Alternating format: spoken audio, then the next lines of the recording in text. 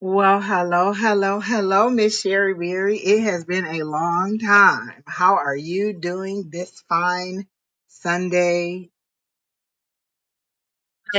I'm good. afternoon? How are you? I am alert and alive. That's progress. That's how we'll have to say it. I'm alert and alive, honey. I have managed to hurt my back and I don't know how. It's been Hi, awesome. Curtie. Hi, Marijana. How are you all Hello. doing? Marijana, I think I've seen you all week on live. It's good to see you again on this live. Kina is in the background, so she will be providing the chat, and she will be posting, and she will be pinning your question. So if you have a question, post your question.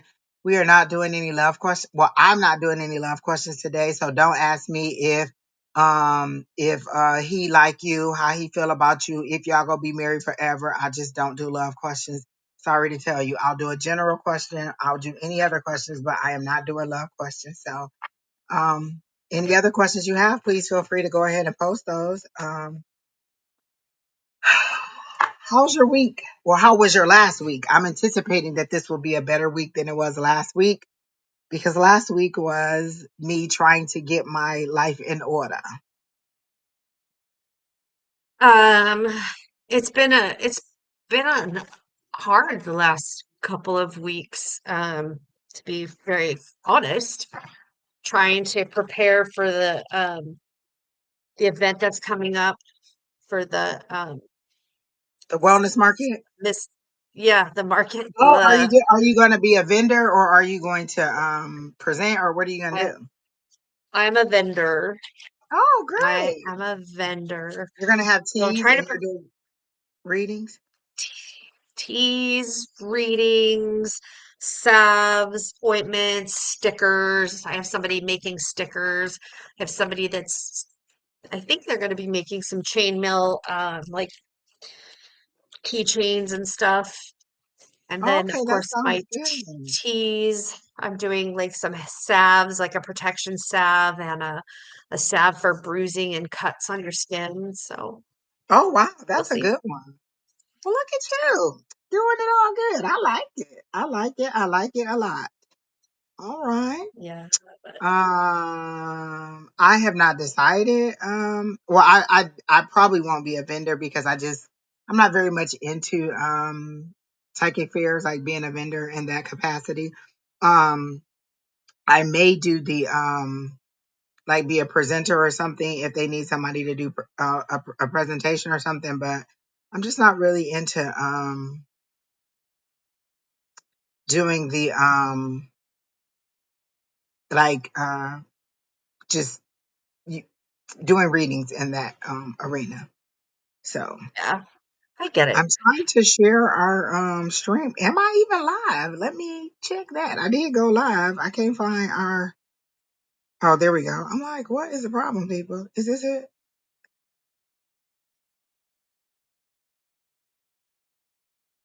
Okay, yes, that is correct. Okay.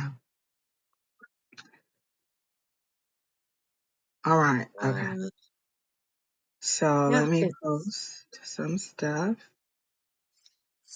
All right, we are ready to take readings. If you about your mental health and career. Oh my God. hello, Karma. Chainmail. Yes, I mentioned that. What is that? Chainmail. Tuna's making chainmail. What is that? Chainmail, like, in the medieval times, the guys would wear the chainmail on their chests and stuff, but Tuna's making some chainmail stuff, like necklaces, bracelets, stuff. What's in it? I've never heard of it in any other way. Hi, Miss Sarah. How are you? I've never heard of it in any other way as far except for someone sending you a chain letter that says if you don't send it to 15 people, you're gonna fall down the flight of stairs. Not chainmail, chainmail.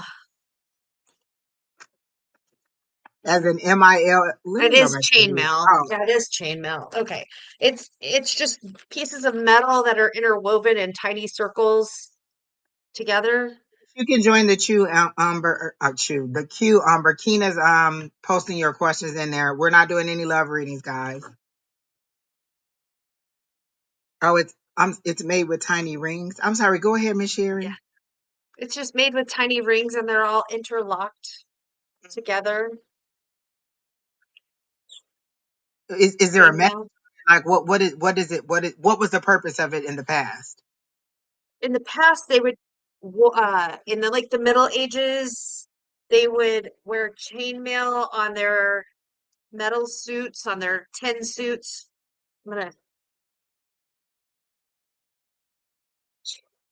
chainmail armor. Look, I'm pulling up a picture. Oh, okay. Can you see that? Oh, okay. Yeah, I would have never got that from what you were saying. I've seen those. Okay. Okay. So he's making stuff with that, like um keychains, necklaces. I don't really know what everything he's making, but he's making some stuff for the event. Oh, flexible armor. Okay, got it. That makes sense. Hi, Miss Thank you, Brenda. Karma. I was like absent for words.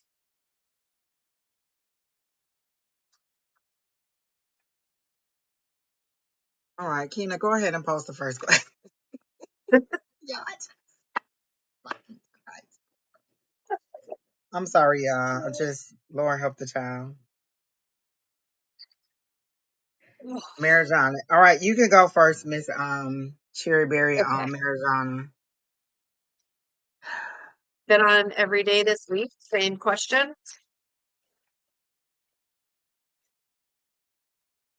Is there something specific that you want to know about what's coming in the month, Miss Marijana? Because I think that this question has been answered several times. So is there something specific that you're looking for for one of us to say? Or that like is there a specific element that you want to know, or you just want us to keep telling you? Like, because we're all going to the same higher power. So I just want to know, is there something specific? Okay, that's nice. Okay, okay. So there's a whole bunch of That's different stuff. Is yeah. finances. Okay, cool. See, that helps me out. Finances, because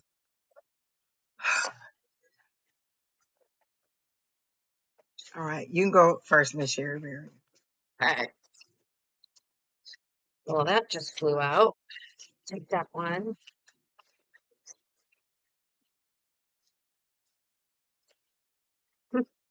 Okay, so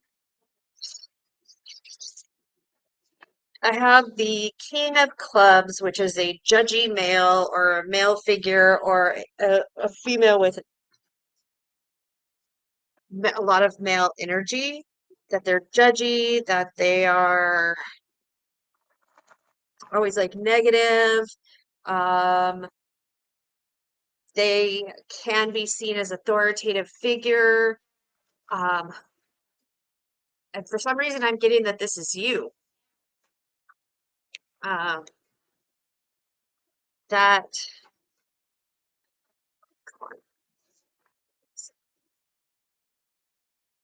okay, that um,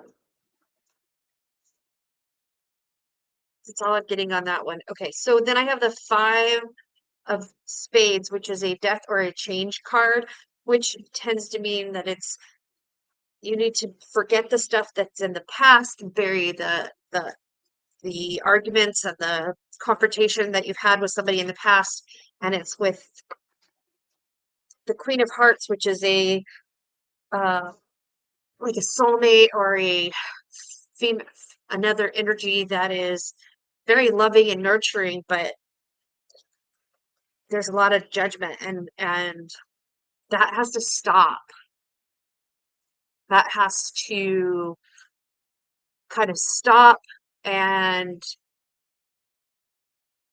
you need to Wait, put you that got the aside. five. What was that? Was that the five of swords or the five of, well, like which five was it?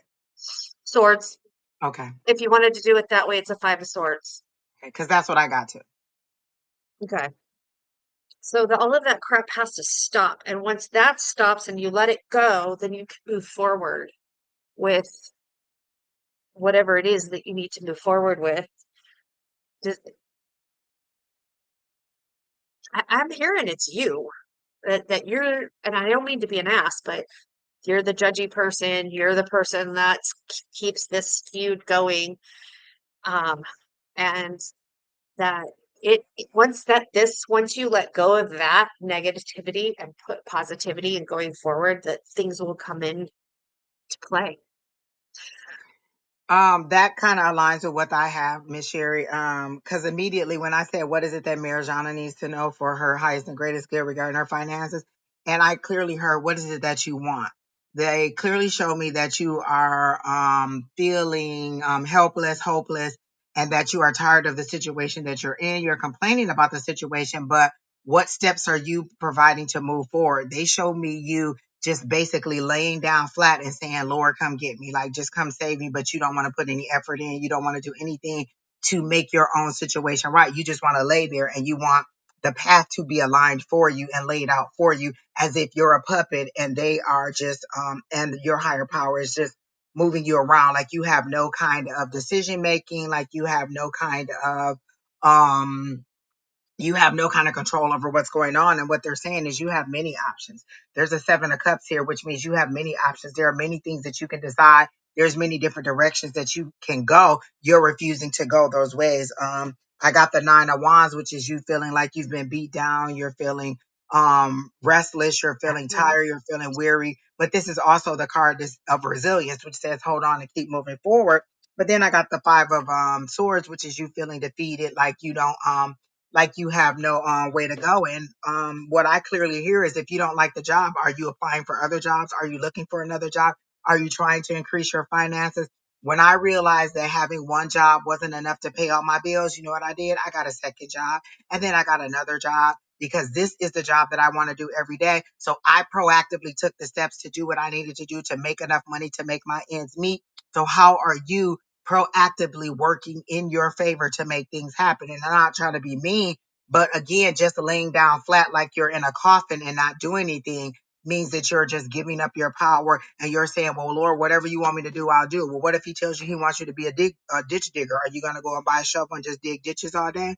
Like, how are you proactively moving forward to move yourself to another space or to even ask for what you want? You have not because you ask not. Your higher power is saying, what is it that you want? How much money do you want to make? What job industry do you want to work in? What is it that you do? Let me tell you one thing my higher power will never say, we don't know what Angie wants, because I want. I tell them all the time, I want to do this. I want to do it every day. I want to do it full time. I want to help a lot of people and I want to do it in a platform where I can reach a lot of people at times and uplift the community. I want to be high vibrational. I tell my higher power all the time. They never have to say, "Well, I don't know what Angie wants." They like, "Angie, we get it. We know every detail down to the millisecond, the color, the shoes, the hair, and the purse that you want when you go to work every single day. We know it. We got it. We working on it. It's coming."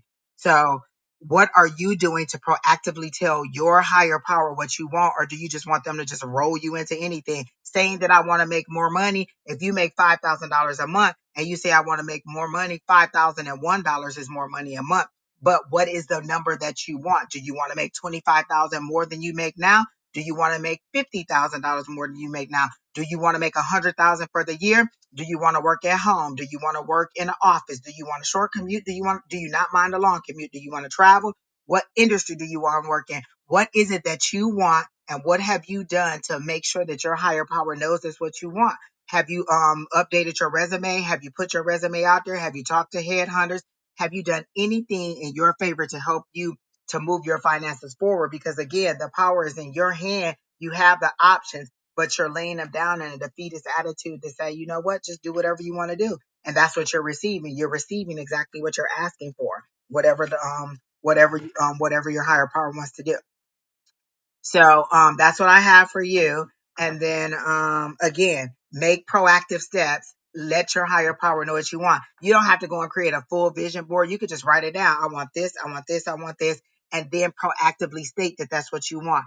Read Don's book. Listen to affirmations.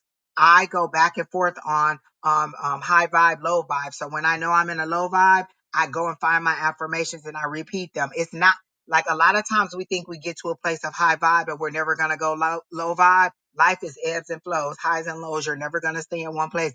Each season of growth and each place of growth is going to bring you new challenges. So you have to find a way of coping with them. Sometimes it's going back to your regular grounding. Sometimes it's finding a new way to lift you to a higher level of vibration.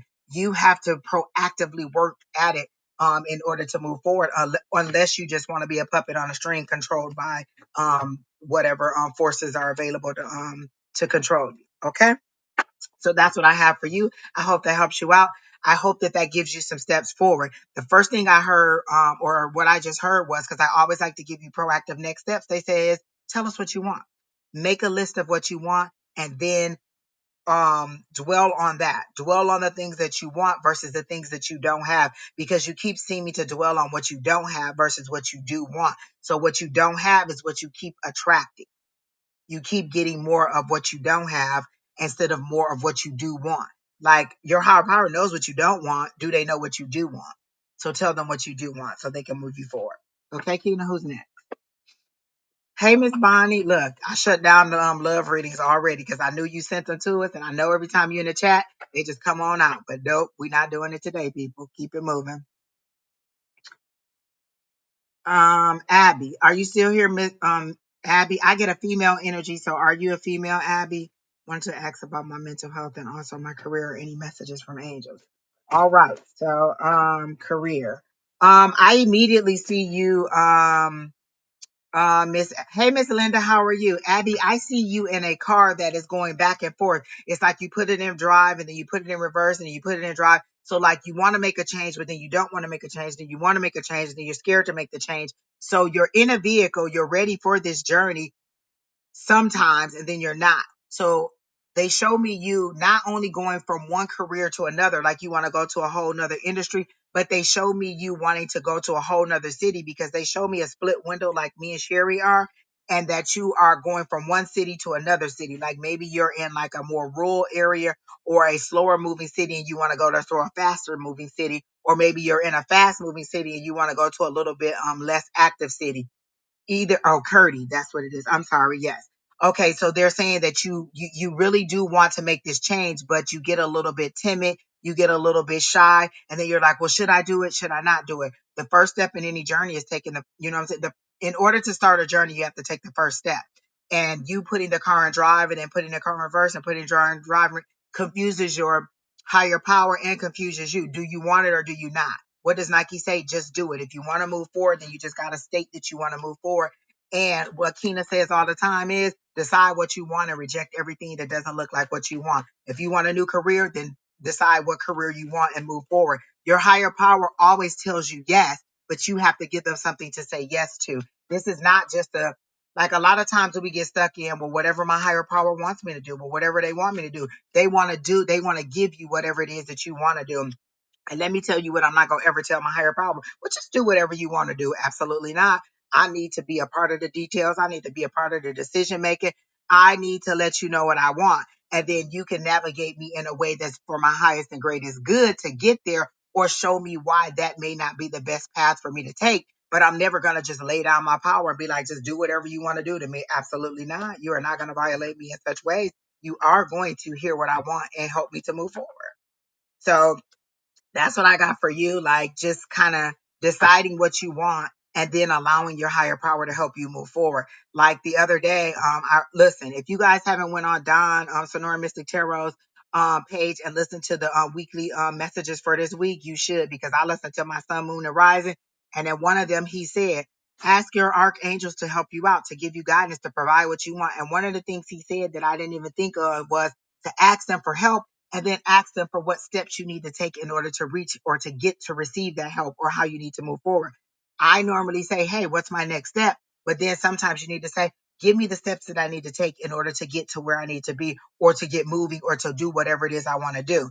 If you are ready to take this new journey, to change your career, to change your city, or to make these moves, then go ahead and do that. I get the 10 of Pentacles for you, which means that you are moving in the direction of joy, of blessings, of getting um I like the 10 of Pentacles because it's something that you can see, feel, heal, or touch. It's something tangible that you can actually show, that is a confirmation that you're moving forward. So you're moving toward the 10 of Pentacles, but you're moving very slowly. And the reason you're moving slowly, again, is because you're going forward and then you're pulling yourself back. You're going forward and then you're pulling yourself back. If you want to make some changes, or if you really actually want to move forward and get something going, you're going to have to trust that that change is for your greatest and highest good, and just do it. Rip the band-aid off and just go.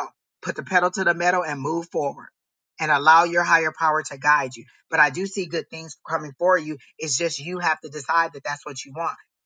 Everything starts in the mind. In order for these cars to be made, somebody had to think about it and think about it in their head, create it, and then produce this car. In order for you to make a change, you had to decide in your mind that that's what you wanted to do and then move forward. Nothing that you see in the physical world did not start in the mind. So you have to start it mentally, make that choice, and then move forward. Okay, Miss Sheri Beery, what do you have for So Miss Kirsten? I don't necessarily do health questions. I'm not a physician, I'm not a psychologist, not a psychiatrist, I'm not a clinician. However, I did get cards about what I think is your mental health, and it's saying that so I got the Jack of Aces, which means that you've been like a rebel. You think outside the box. You don't think like everybody else. It's not the norm, and that is what causes you a lot of stress and strife in your path. Then I got the Nine of Diamonds, which is like you're daydreaming about what things could be. And again, that kind of coincides with what Angie is saying is the back and forth, because you're daydreaming about it and not putting it into action. And this, the Four of Aces, which means that like the aces is the aces are a change cards. They're about like death and changing and moving on and stuff. So the chaos that is caused is you're causing it, and it's causing you grief. And again, going on by what Miss Angie says, it's the back and forth, the back and forth. And that is not good for your mental health. That is not good for having consistency. It seems like you're a person that needs to have patterns. I'm seeing patterns, um, lists, things to go off to keep yourself in balance. So just remember to treat yourself kindly. Understand that these things uh, are things that you can control. But again, you have to make those choices on moving forward. Why did I just draw a total blank? And you know what? I like you that's relevant. I feel like that's relevant because I feel like that's how she does. Like she gets on a train of thought and then she has a squirrel moment and then she totally loses sight of where she's Yeah, going and she never gets back on track. I feel like that is exactly how like it's kind of working for Miss Curdy. Like, oh yeah, I'm planning on doing whatever. Then it's like, oh my gosh, there is a spider right there. And then now you're on line looking for spider repellent and this and that. And then, oh, now let's redecorate the room. And like, oh, now let's go ahead and find out what we want for dinner. And you never got back yeah, to your original plan, which is planning your career because you get so sidetracked. And for you, it seems like she needs to just put herself in a room, like set a mood, patterns. like, oh, okay, I'm about to do career planning. I'm about to update my whatever. I'm going to put on some music that gets me into it. Like that could be meditation music. That could be just soft rain music, whatever it is that gets you into it. Light a aroma candle and then shut down all distractions. That means shut the TV down, shut everything down. Because when I'm serious about what I'm doing, I put myself in a mode where there's no distractions. I put the phone away, I turn my alerts off, and I do what I'm supposed to do because as soon as somebody texts me, now I'm in there and I'm out of my mode. You have to set the mood for what you want to accomplish so that you're not getting squirrel moments, so that you are not distracted, so that you are not starting and stopping, starting and stopping. It takes a lot of effort to get started, and then you stop the momentum and you never actually get anywhere because you're starting again, you're starting again, you're starting again. Imagine how many, like when you're starting up to pedal a bike, how much effort it takes. But once you get going, that momentum is smooth and easy. But every time you stop, you have to start it. You know, you have to get the gears going again. And it's a little bit harder than when you're already in motion. So stop stalling your own progress and move yourself forward because I see good things for you. And I see that you have a lot of ideas because they're showing me the Light Seers Tarot deck and they're showing me the page Swords, which is the girl holding a book of knowledge, and then all these little light bulbs above her head. So you have all these ideas, but you never follow through with them because you have all these squirrel moments. So just write them down. Carry a notepad with you. I had to do that for a long time until I learned how to center and ground myself. Carry a notepad, write it down, come back to it, and then focus on, oh, I had this idea, so I'm gonna focus on this idea today. I had this idea, I'm gonna focus on this idea today. Focus on one thing at a time because you're confusing yourself. Your higher power can understand what you're trying to do, but you're starting and stopping. So they're like, well, do you want to start this idea? Do you want to start that idea? What do you want to do? Or draw a roadmap as to how you want to do it. I want to do this idea, but I want to do this idea, but I need to do this one before I do that one. Go back to your logic sometimes before you get into your emotion. Go to your logical side and map it out logically so that you can move it forward, um, and tie the emotion to it because your joy in what you're doing become your money is tied to your joy. If you don't like what you're doing, you're not going to have the positive mindset and how to move forward with your money.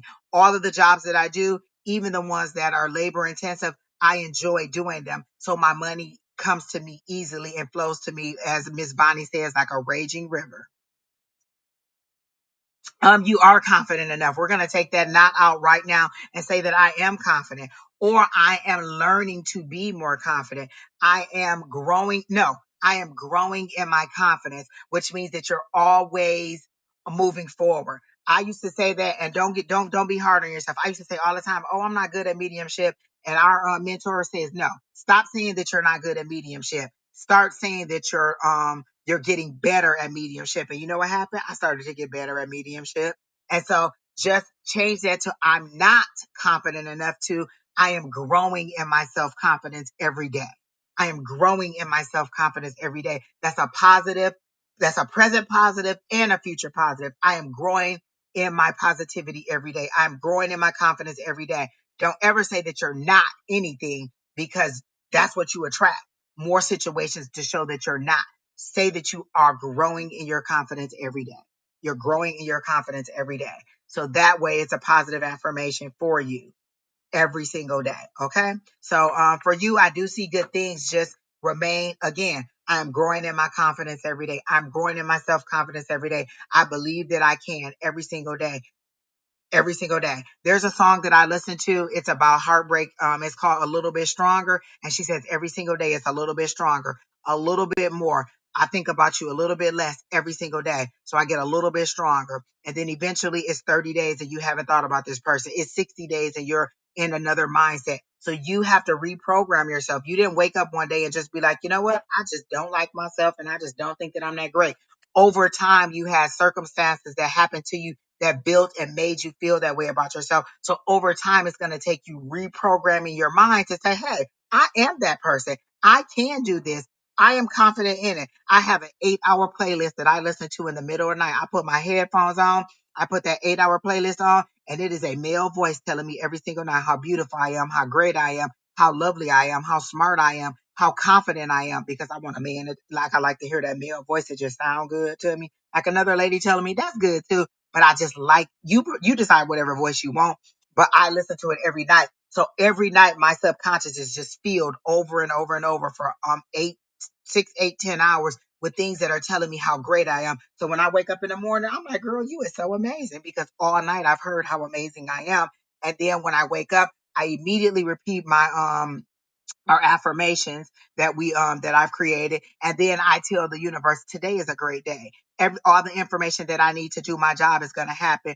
I don't like I when I think I'm going to have a tough meeting, I said this meeting is going to be great. Everybody's going to cooperate. I'm going to receive all the information I need. We're going to move forward and we're going to resolve this issue. I speak those positive things in there so that I can attract those things. And then you know what happens? I get the information that I need in the meeting. We move forward with whatever issue we're working on and we take steps to resolve it. It may not all be resolved in that meeting, but we take steps to get forward instead of being gridlocked in a place where we aren't moving forward at all. So you speak it into existence. You, again, speak it into existence. How do you manifest? You speak what you want so that you can have it. What is the name of the audio? Just go in and just put in like positive affirmations. I have a whole bunch of them that I use. If you're on my YouTube page, so you can probably go to, let me see if they're public. Let me make sure they're public before I tell you to do that. I have a playlist. And it is called da, da, da, da, da. Oh, it's private. It's called, is this it? One of the videos I have is no, that's not it. What the hell is that? Okay, that's not it. Let me go back to the other one because I thought I made it public. It's called repeat. It's private. So it's just different affirmations. So you could just go in there and put in like manifestations for winning the lottery. For one of them I listened to, and I love this one. It's by Rockstar Affirmations, and it's called "I Have Shifted into My Desired Reality." So look that one up and play that one. It's about 30 minutes, and again, it's called "I Have Shifted into My Desired Reality" by Rockstar Affirmations. Another one that I listen to is Heal Your Body While You Sleep, and that's for mindful movement. That's another good one. Um, Heal Your Body While You Sleep, and it's an hour. And so you put it on, she gets you into a relaxed state, and she has soft music playing, and then she just speaks affirmations to you, and she tells you to go to sleep so that she can just speak those affirmations to you over and over and over and over again. So try those, and as you search those, then more and more and more will come up. Okay. Okay. So Rockstar Affirmations is a good source for me because they repeat it on a frequency where it's three different levels. So there's a high level, there's a moderate level, and there's a whispering level. And so I'm just hearing it over and over. Rockstar Affirmations, they have them about your weight, about your looks, about your career, whatever you want to know. So go on to Rockstar Affirmations. That's on one channel, and then Mindful. What did I say? Mindful movement. That's another one that you can go on. And those are very good meditations that I listen to over and over and over again. All right, so let me move on to the next person. Kina, who's next? Because we have 8 people in the chat, 8 people pinned to the chat, and I'm just talking and talking and talking. So, oh, you know what? Kina ain't even at her desk. So let me go and find the next person on the list. Is Umber. So Umber, Kina is back. What advice does the spirit have for me regarding my fight with my uncle? So, while Sheri Beery was reading on the other person that we were doing, I was kind of getting into your energy about this. And Miss Umber, are you still here? Because the first thing I heard was, you're an adult, speak your mind, and if they don't agree with what you're saying, then they're just gonna have to learn to see you as not a child, as not a little kid. Like I think they still see you as little Umber, like as their little niece, and they don't see you as an adult. And once you speak your mind, um, and stick to what you're saying, then it'll turn out positive. And then they're also saying you worry a lot about how people see you and what they think of you, and how they're gonna react to what you're saying versus just speaking your mind. I had to get out of that mentality of being a pleasing person and thinking like, oh, okay, well, I can't say that because this is, uncle such and such, or this is cousin blah blah blah. Listen, we are all adults right now, and so I have to be able to communicate to you in a way that does not cause me harm, that also works at my greatest, highest and greatest good, and so that you see me as the adult that I am. If we're not communicating at a level where we see each other as equals, we're still respectful, but you understand that I'm an adult now. I'm not still the little child that you are thinking about. It doesn't seem to be like a serious issue. It just seems to be an issue where they still see you as a little girl versus an adult, because you don't present yourself in a way that speaks to your confidence of who you are. And you also are very, very affected by the things that people say to you or how people think about you. And they're saying, listen, you're going to have to learn to speak it, and then let the chips fall where they may. You can't let the way that you resolve something be based on how somebody is going to think about you in the future. If, like, I had to learn to stop going to things that I didn't want to. Oh, somebody would invite me to something, I would just go regardless of whether I wanted to do it or not. And I started to be like, no, I don't want to go. Everybody loved to do paint and sip.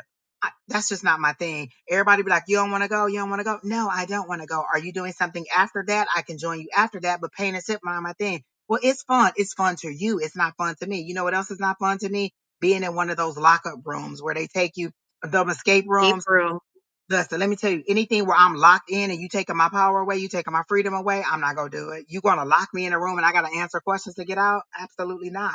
I'm not even going. I'm willingly going to walk into this room and let you lock me up, and then I gotta figure out how to get out. That just sounds like anxiety that I'm just not trying to have. So I'm not going to lay down my power and do things that I don't want to do. I respectfully decline and tell them no, that I don't want to do it. You could ask me 15 different ways. No, thank you. No, thank you. And I just say no. And then and eventually they learn, oh, Angie doesn't want to do it. Angie's not going to do it. And then they move on, and they're not going to keep asking me to do things that I don't want to do. Or they're going to ask me and they're going to take my answer as the final answer and not keep saying, well, why you don't want to go? It's fun. It's fun to you. It's not fun to me.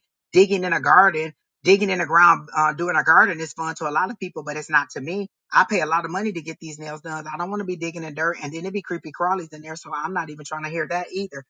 You have to decide how you want to move forward as an adult, and then they have to decide, and then stay with that change, and then they'll learn to accept it. But if you keep shrinking back, then they're not going to accept it. But I do see the thing being resolved, but it's with you standing your ground. I literally see the 7 of Wands and you standing your ground and saying no or yes, or deciding and then sticking by what you decide. What do you get for Miss Umber? Well, I asked my pendulum if the situation was going to come to an end, and it was yes. Uh, but beyond that, I did get the of spades, which is battles, arguments, setbacks, fighting, trials and tribulations.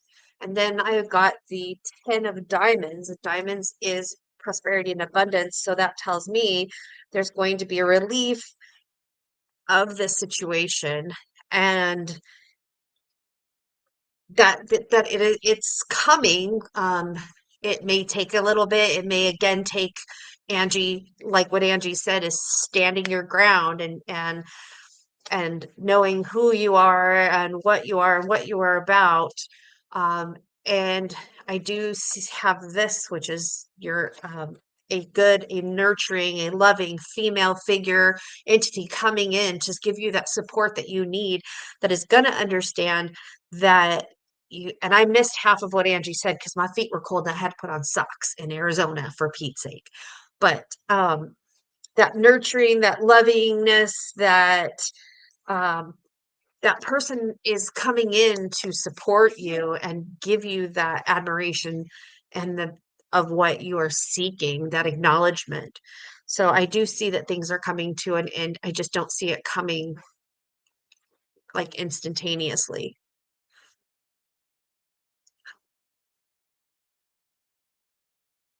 Yeah, I can see that, but there is a loving female figure that is definitely supporting you. And again, you know, my little handy dandy pal right here.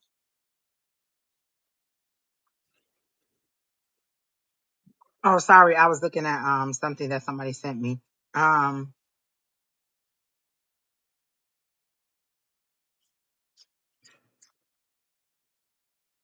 Hope that's helpful, and I'm glad it resonates.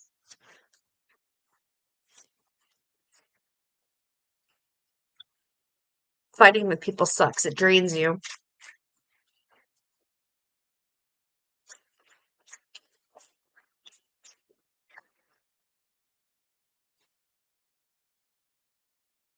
One of the things I was gonna, oh, okay, Keena, I got your message too.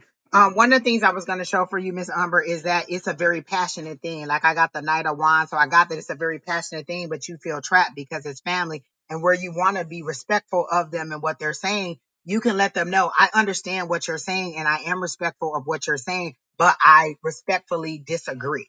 Like you can Yeah, say that. You can say I respectfully disagree with what you're saying, or that's just not for that's not something that is agreeable for me. So you can definitely say that, and then just say that you respectfully decline whatever the situation is. it happened to me today, as a matter of fact. I respectfully declined somebody's BS. Oh, good, great, Miss Umber. She says she feels relief and validated, and that's what I was going to say. Is like you already know what you want, and you already know how you feel about the situation. You're just kind of wondering, like, dang, if I say it like that, is somebody else's feelings going to get hurt? Like you will put somebody else's feelings above your feelings, and you will deal with the internal conflict on your own versus hurting somebody else's feelings. And you're getting to the point where you're like, wait a minute, I my feelings are valid too, what I have to say is valid too. And just like they don't want you don't want their feelings hurt. You don't want your own feelings hurt too. And it's just, again, respectfully declining, respectfully disagreeing and saying, okay, I understand what you're saying, but for me, that's just not the option that I want, or that's just not the solution that I want. So I think that you'll move forward with it in power, but I think that you'll be very respectful about it, and they'll see you in a new way. They may think that you're a little bit combative, but they'll also see you in a new light as the adult person that you are, and know how to deal with you in the future. Again, we teach people how to treat us by accepting whatever behavior they give to us. But I think that you're moving in the right direction. I feel like you like a weight was was lifted off of your chest, but also I feel like your chest was puffed up so big, like your heart was so swollen that it was like being it was pressing against your rib cage, and you were feeling like, oh my gosh, like I like an anxious feeling, like, oh my gosh, I can't breathe because my chest is so puffed up. And so you kind of shrink it back down to get out of the emotion and to think logically about it. So you're doing the right thing, you're moving in the right direction, and you'll be fine with it. Again, they'll respect you in your decisions. They may not like it, but they'll respect you. Okay. All right. So Miss Keena is having problems with her Hey, computer. So the next person is Nikki. Nikki, are you still here? She wants general, beautiful Jamila, calling on angels. Rare. Is that what it is? Is that supposed to be Rain, or is that Rare? Rair. Alina and Pooja. You're all on the list coming up. Anybody else who has a question, type your question and Keena will do it. Um 2 years, Miss Umber, that is a long time to carry that that's weight. a long I am so time. glad that you are making progress. And that's why there was that trap. Like when I saw the Eight of Swords, it felt like very confined. Like you were just like feeling like it was like barbed wire around you. And it was painful because you were considering their feelings over your own. And now you're like, you know what? Let the chips fall where they may. I have to stand up for myself. And again, some feelings may be hurt, but mine aren't going to be the only feelings that are going to be hurt. And I applaud you for that. But again, respectful. Okay. Amana Khan, I got you on the list. I think Keena had you on the list, but I'm going to add you back again. Um, so Nikki, are you still here? Do you still want to read the general reading? Because if you don't respond, then I'm just going to move on to the next person. So Nikita, are you still here? Okay, you're taking too long. So I'm going to go to the next person. Beautiful Jamila, are you here?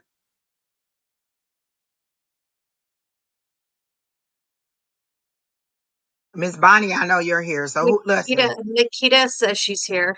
Okay, good. All right, you could go ahead and start on Miss Nikki.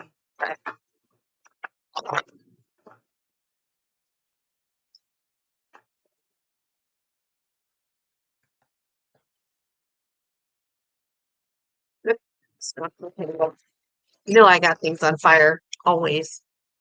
The person who asked the reconciliation question about the relationship, we're not doing those kind of love questions. I can do a general reading for you, but I'm not doing any relationship questions. I'm just not doing love.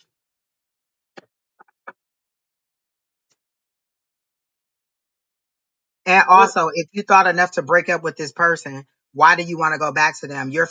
It seems like in your loneliness, you're deciding that you don't want to you're deciding that, oh, I'll go back to whatever misery I was in just in an effort to have somebody. If it was bad enough that you broke up with them, why do you want to go back to it? It's like the Lord saved you from the fire and you're like, well, you know what? I don't want to be unscorched. I want to go right back in there and just be burned to a crisp over and over and over again. I'm sorry. Go ahead, Miss Sherry. Okay. So I general reading. Um, I get that you're trying to move through this path and you just want to validate or make sure that you're on the right path because you have a person that's telling you everything that you're doing is wrong. And at the same time, you have another person who is giving you the support and everything that you need, but you're still looking for this female energy support on what you're doing, and they're not going to give it to you. They don't agree with what you are, who you are, what you're doing in life, but that's okay because you're supposed to be living your life for you, not for the other person. Uh, and I'm really glad that you have somebody that is very supportive, that is giving you what you need, that is telling you, but you're not hearing it per se because it's not the person that you want to give you the support. That would be like me wanting Angie to validate me, but Keena's the one that's giving me the validation, and I'm not. I just, I just want somebody else. I want Angie's approval, not Keena's approval. But God knows, I mean, like I love Keena, and I'm like, oh yeah, thanks, Keena, but Angie, is it okay? So we have to be more open and be an accepting of those those things because the person that's not going to give you that okay, they're just not. And it, like Angie said on the other reading, it's okay to disagree as long as you respect that boundary. It sucks to constantly want somebody's approval of you and they're not giving it,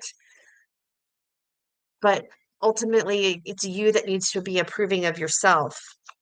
Then I get this one, that you are making good decisions, that you are doing what you're supposed to be doing. And, you know, not a lot of us get that. Not a lot of us get to have that path that we all wanted to be. Like I told myself when I turned 50, I was gonna stop working and be a dog trainer, but I'm still working. But that's what I got. I also told Don't myself I shut was up at gonna that dog trainer. Like, I totally lost my train of thought trying to picture you training these dogs to jump through hoops. Because that's all I thought about. um Training them to I be wanted to show do puppy. I wanted to quit my job. I figured I'd still be married, and I wanted to quit my job and go work at Petco to train puppies. Actually, it's training the people to train puppies. But yeah, That gave me this. such a tickle so fast. Miss Nikki said I that you're also right told on the myself. nose. I also told myself that I was going to run to be a judge in a smaller court district because you don't have to go to a lawyer. You don't have to be a lawyer to be a judge.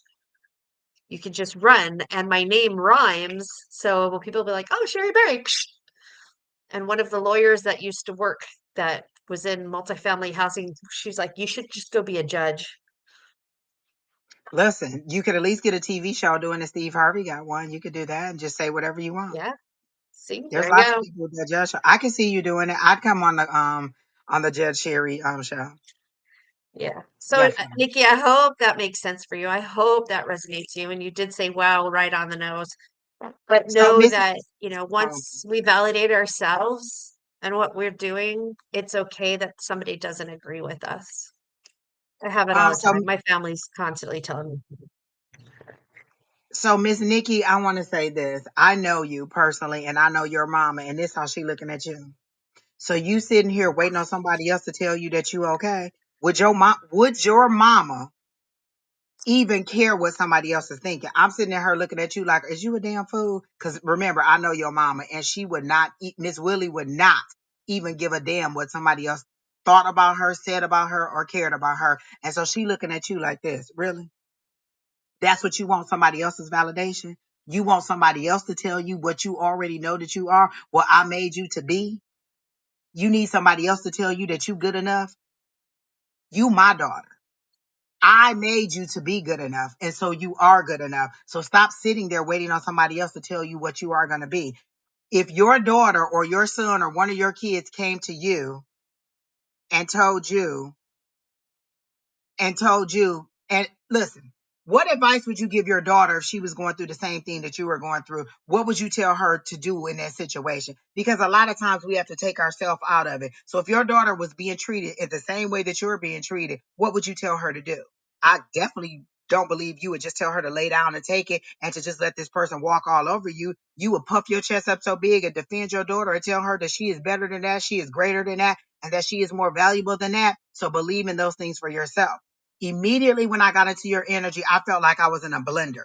And it's like you put yourself in a blender and then you built a tool to go ahead and be able to push the button from the outside to spin yourself up and mix yourself up and rip yourself apart. It's like you are your own worst enemy. You are destroying yourself, but for the good of, actually for no purpose. It's not getting you anything. You're not getting the validation from the person that you want. You're not building your own self-confidence. You're just doing it to be doing something.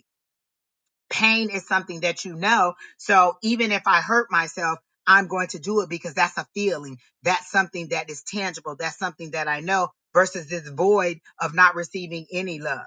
When you give yourself, like Mrs. Bonnie said, love your damn self. When you give yourself that self love, then you don't have to worry about whether somebody else loves you, what somebody else thinks of you, and how somebody else is going to respond to what you say. You love yourself internally, and then you move forward in a way that is respectful of others, but in a way that your actions are dependent on what they're going to do to you. So you need to pull yourself together and stop letting other people walk all over you like you don't matter. Because would you let your daughter do that? I cannot imagine you allowing your daughter to be treated like that, your son to be treated like that, or any of your children to be like that. I know you personally. I know your mama personally. And what do you think that she's thinking about right now about how you're letting yourself to be treated or how you're letting somebody treat you? She probably looking at you like you the biggest FOOL there is out there right now. Like I know your mama, and she would just be laughing at you like, oh, okay, if you want to play stupid games, you go win stupid prizes.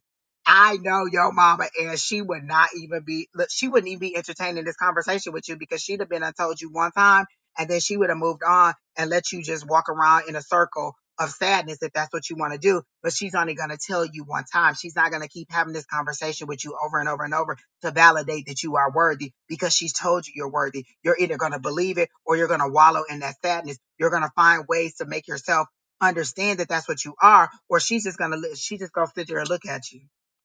And you know better than that. So pull yourself together, because I've seen you struggle over the years, but I've seen you not one time not take care of them kids. One thing I always say when somebody asks me how you doing, I say she take care of them kids. They're always clean. Their hair is always done. They're always in school. They're always moving forward. She take care of them kids. And so in the same way that you take care of those kids, take care of yourself. Because what happens when you're not there to take care of them? What happens when you let yourself wallow in a state of depression, or you get yourself to a state of mind where you cannot take care of them? Who's going to look out for them? Who's going to give them the tools that they need in order to be the person that you want them to be? Or is the person that they need to be to stand strong on their own?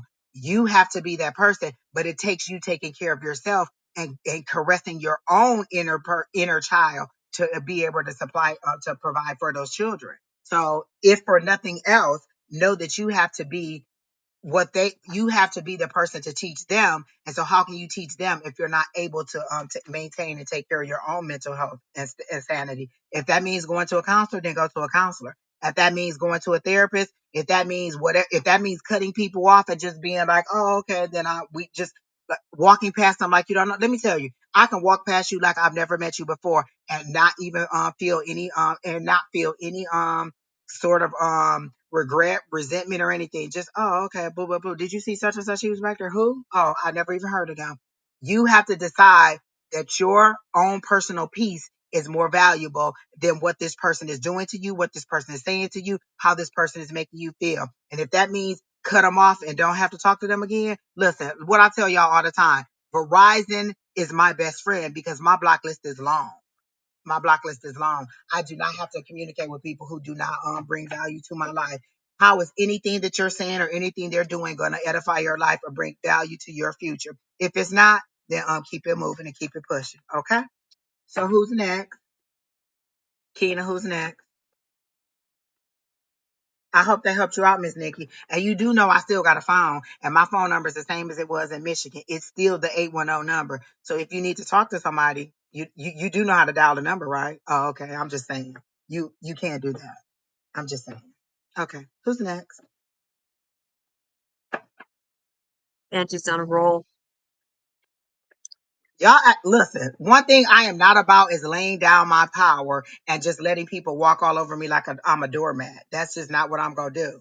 We going to fight it out. We going to go 10 rounds in this ring before I'm going to lay down and just let you walk all over me, because that's not what I'm going to do. I'm a fighter, and we just not going to do it. You're welcome. Who's next? Keena just keep disappearing. What is going on, Keena? Look, Mercury retrograde is just beating Keena ass right now. Beautiful Jamila, are you here? If not, then we're gonna go on to calling on angels because I think I done called beautiful Jamila a couple times and she ain't said nothing. Oh, it's a love question. So beautiful Jamila, we just gonna keep on going until you put in a different question. And so Miss Bonnie is next, and then Rare, and then Alina, Kareem, Pooja, and Amana. Okay, so here we go, Miss Bonnie. Hi, Wanshell. I know your real name, but I still like calling you Wanshell. Is it Wanshell? Is that what That it is is? her real name. That Oh, is that her is her real real name. name. What else do you call her? Yeah. It's something. What else do you call her? I call her Candy. Okay, Candy. because I'm like, wait a minute, it's something else you be calling her. I like Wanshell. No, no, no. Sister. Call her my sister. Okay, I knew it was something else. I'm like, wait, it's something else. Okay, so all No, right, or Miss. Wicked. So what else do you have? Do you have anything for Miss Bonnie regarding the piano? That's weird because the first image I saw of the piano, I saw it with wings and flying away. But I also saw and you know what, Miss Bonnie, randomly you came up with the piano and I did not reach out to you because I'm dealing with other stuff and I should have. But they said, have you thought about reaching out to like institutions that teach piano or things like that and see if they were willing to buy or wanting to purchase something like that, like going to places that teach piano or that utilize a piano like a theater or something like that to see if somebody wanted to do it. Have you posted it on Facebook Marketplace, TikTok Marketplace? Have you posted it on any of your social media to let people know that it is for sale? Like, how are you getting out there so people know that it's available and that you really are motivated to sell? So that's what I got. But I do see the piano with wings flying off away. So for me, that's a positive thing showing that it is going to move. So Miss Sheri Beery, what do you have for Miss Bonnie? So I did get a five of diamonds. Diamonds, pentacles. Pentacles is money and abundance. So I do see that the money and abundances are coming in. I do see that there is a client because I got the the King of Hearts. So I think Wait, that can I say this right person quick? that Every time you say client, I think like client as in like like you're a madam and this is your client. I don't know why. It's just that when you whoop, say it, I just get a sexual tone to it, like your client. oh my dogs. All right, go ahead, Miss Sherry. And then I got the Nine of Hearts, which means new home, shift in energies around you. So I do see that the piano will be moving. Uh, I do feel like it'll be moving soon. Hold on. This stupid. When is piano be moving in the next? Stop. 3 months. September.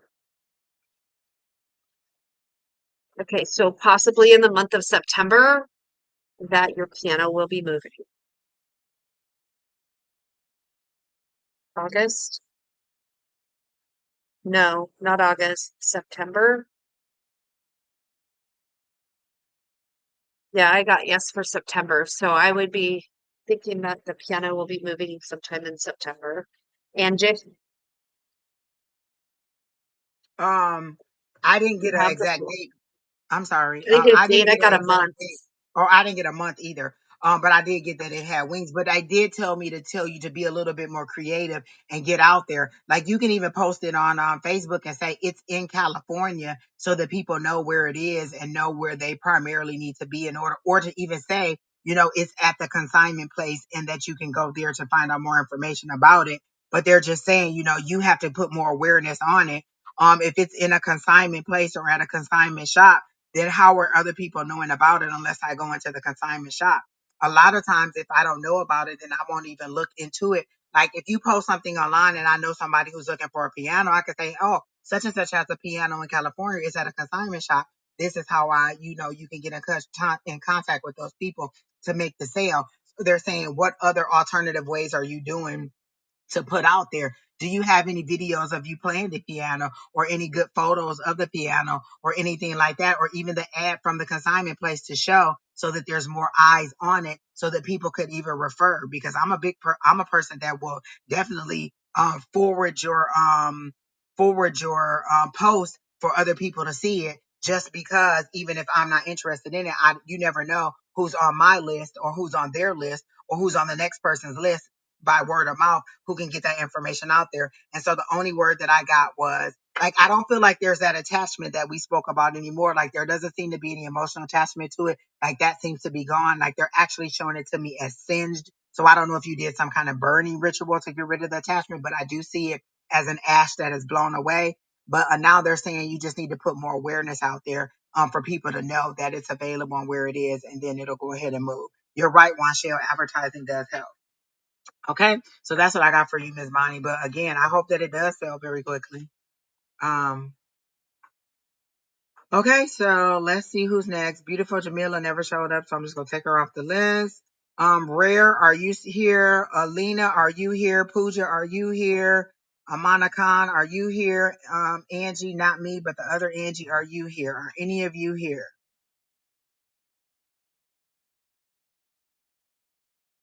Oh, you have limited knowledge of the Miss Bonnie. You have limited knowledge of the area where the consignment shop is.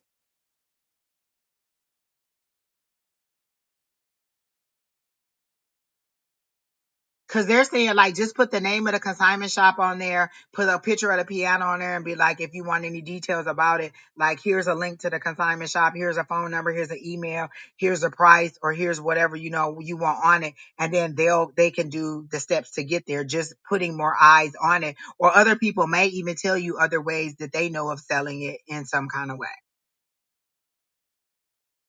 All right. So the first person that came up was Amana Khan, so I'm gonna go to her. And then Rare, if you come back, then I'll take yours. So Amana, I'm gonna take you. And you said, can I please get a general? Girl, I love a general. I would do it for you anytime. And then Angie, I think was the next person that came up. Yeah. So Angie, you're after Amana Khan. All right. Hi, Noble T. You know who I miss? Terry T. I ain't seen Terry T in a long time. He probably just living a fabulous life. Probably got a new boo, drinking Starbucks, and just done forgot all about us. Mara His Binchar. birthday's in December. Oh, really? Is that Mara? Or was it no, or was it he graduating or something? I don't know. There was something where I took a shot. It was in December, and I got drunk off the shot, but we were Oh, yes, I celebrating. do remember that. Yes. Terry T just I forgot all about us. That's all right. All of Mara, us we were can there. do a reading for you. I can do a general, but I don't I you know what? I can do a general love reading for you. You didn't ask about anybody in specific, so I can do that for you. You know how much I love a love reading, people. Coop, I will put you on a list. There are 6 people ahead of you, but I got you on there for general guidance. I'm just doing a little housekeeping while Kina is having computer troubles. Look, the Mercury retrograde is really in full effect. You got to get Freddie Mercury out of the microwave. Exactly. Daniel Weaver, I'm going to put you on a list. That is a question I can say I've never had before, but we'll work on it. But the first thing that Spirit gave to me on your question is, what are you doing to make those dreams happen? Like, have you done any research on how to start it, what it costs, how to maintain it? Is this something that you've done before? Have you worked on a farm? Do you know any of the details of it? So when we get to it, we will address your actual question, but those are some of the questions that came up immediately when I got into your energy. All right, so are you ready for Miss Amana? You can go ahead. King of Diamonds, Seven of Hearts, and Seven of Clubs. So the King of Diamonds again, money abundance, a strong money and abundance coming in. Are you looking for money? Are you looking for what? Okay. There's a person that is a again male. Oh my God. I don't know why I keep getting sugar daddy, sugar daddy, sugar daddy, sugar daddy. So not necessarily, ouch, that hurt. You keep getting a client. A client. It So may a just be the way male, that you say it that make me think that, but as soon as you say it, I'll be like, oh, a client. oh, my dogs. Okay. So the king of diamonds is usually associated with a male figure, a strong male figure that has money, a wise man with money, or a good luck in in that aspect. Then I got the seven of hearts, and the seven is about apathy. So the seven of hearts is the opposite of hate, fear. Like, no, it's not. It is about hate and fear and loathing. So there's people around you that have a jealousy of things that you have, that are very envious of what you have and what you have coming in as an abundance. Then I have the seven of spades. God dang it. I mean, clubs. Um, that you are bringing in doubts and worries within yourself. Like, am I supposed to have this? Is this what I'm supposed to be doing? Is this because these people are all the naysayers, blah, blah, blah, blah, blah, like chickens talking shit. And it's putting doubt in yourself with the abundances that you have coming in. So maybe it's not a sugar daddy. Technically a sugar daddy is a mentor, a person that is supposed to guide and mentor you while you hang out with them. Let Sexual me tell favors you, are that is not the most part of that. PC definition of sugar daddy I've ever heard in my life. A mentor. All right now. It is a That is the mentor. And you're so maybe there is a male figure that is supposed to be or a female figure that is supposed to be mentoring you into these things. But I do hear a lot of gossip and a lot of BS, which is causing you a lot of anguish and whether you deserve these good abundances and things that are coming in. I hope that makes sense for you. What hey, do I you can. have, Miss Oh Angie? my God. When you said sugar daddy is a mentor, baby, I was like, oh, that's a new way of putting it. Oh, okay. Mentor. My I have yeah. mentors, but they are I'm not about to sugar listen, I'm daddies. about to get me one of them mentors. That's the kind of mentor I want. Exactly. Higher power, I need a mentor. I need a mentor. I am dead flat right Oh, gotta love now. it. Okay, I Miss can't help Amanda. what they tell me. I can't Exactly. help what they You gotta tell put me. quotation marks around it on one cell like mentor. Sugar daddy. Mentor.com. Hey, Daniel Wanshell, that's wicked, by the way. I know Daniel. Oh Okay, my Miss gosh. Amana, I couldn't get any visuals for you and I wasn't getting anything intuitively, so I did a past, present, future for you. And for your past energy, I got the Wheel of Fortune, like things were changing in your favor and they were moving forward. And it kind of goes along with kind of what Miss Sherry was saying, like maybe there are some people who were who's kind of been like preying on your downfall. Like maybe you had momentum, you were moving forward, and then people start like maybe you were telling too many people and not necessarily bragging about it, but kind of, celebrating your own stuff. Like, oh my gosh, I got this new opportunity. And you were telling a lot of people, and then so they started kind of side eyeing you. And not all, people are not always trying to prey on your downfall purposely. Sometimes it's like, oh, wow, how she get that? Like, she ain't smart enough to do that. Oh, she a doctor. I can't believe that. Oh, she got a promotion. Is she good enough? So that's not necessarily them preying on your downfall, but questioning how you got some of the accomplishments that you got in a way that is stalling your progress. So so then I see so then I got to your present energy, and your present energy is the Hierophant. The Hierophant is like going back and learning something. That's like traditional institutions, religion, like you're kind of falling back on things that you already knew, your traditional foundation and things that you've learned from your past. And one of the things that is taking you to for your future is in the hermit mode. Hermit mode is so now you're reflecting on those things. I've learned these things. I've got this information. I know this. I've learned these lessons. I received this information. I have this foundation. I know. And then you're going to pull back, or you're currently pulling back. That's your future energy, where you're just kind of thinking back on it like, wait a minute, did I do that correctly? How should I have done that differently? How can I change this to move forward? Where I'm not experiencing negativity, or where I'm getting my momentum back. So in that way, you're going to kind of be like, quiet it down and not telling everybody about your future plans or how you want to do. Because imagine telling somebody, oh, you know what, I'm thinking about going to law school. And they're like, really? You think you can be a lawyer? Like, do you think you're smart enough? Like, you think that? And so they're not telling you that you're not doing it, but they're putting doubt in your mind. And so now you slow down your momentum, where you were happy and excited about some news that you were sharing. You're kind of thinking like, well, dang, can I really do it? So what they're saying is, kind of keep your ideas and your things to your chest until you figure out and know that you're strong enough to move forward, regardless of what other people are saying, or regardless of what people may think of you. So you're just kind of in that hermit mode. Like, again, you had the momentum, the wheel was moving in your favor, things were progressing for you. It seemed to be a little bit of some kind of block that is coming out, but it seems to be an outside block or outside energy that kind of stalled your turn in your favor. And it didn't, like, it's not like it went back to the negative. It just stopped or slowed down your progress. It was like somebody put a stick in your wheel, and the stick is trying to break free. And so in that time, you went back and said, wait a minute, I know better than this. I know about this. I have better learning, better ideas. I knew better.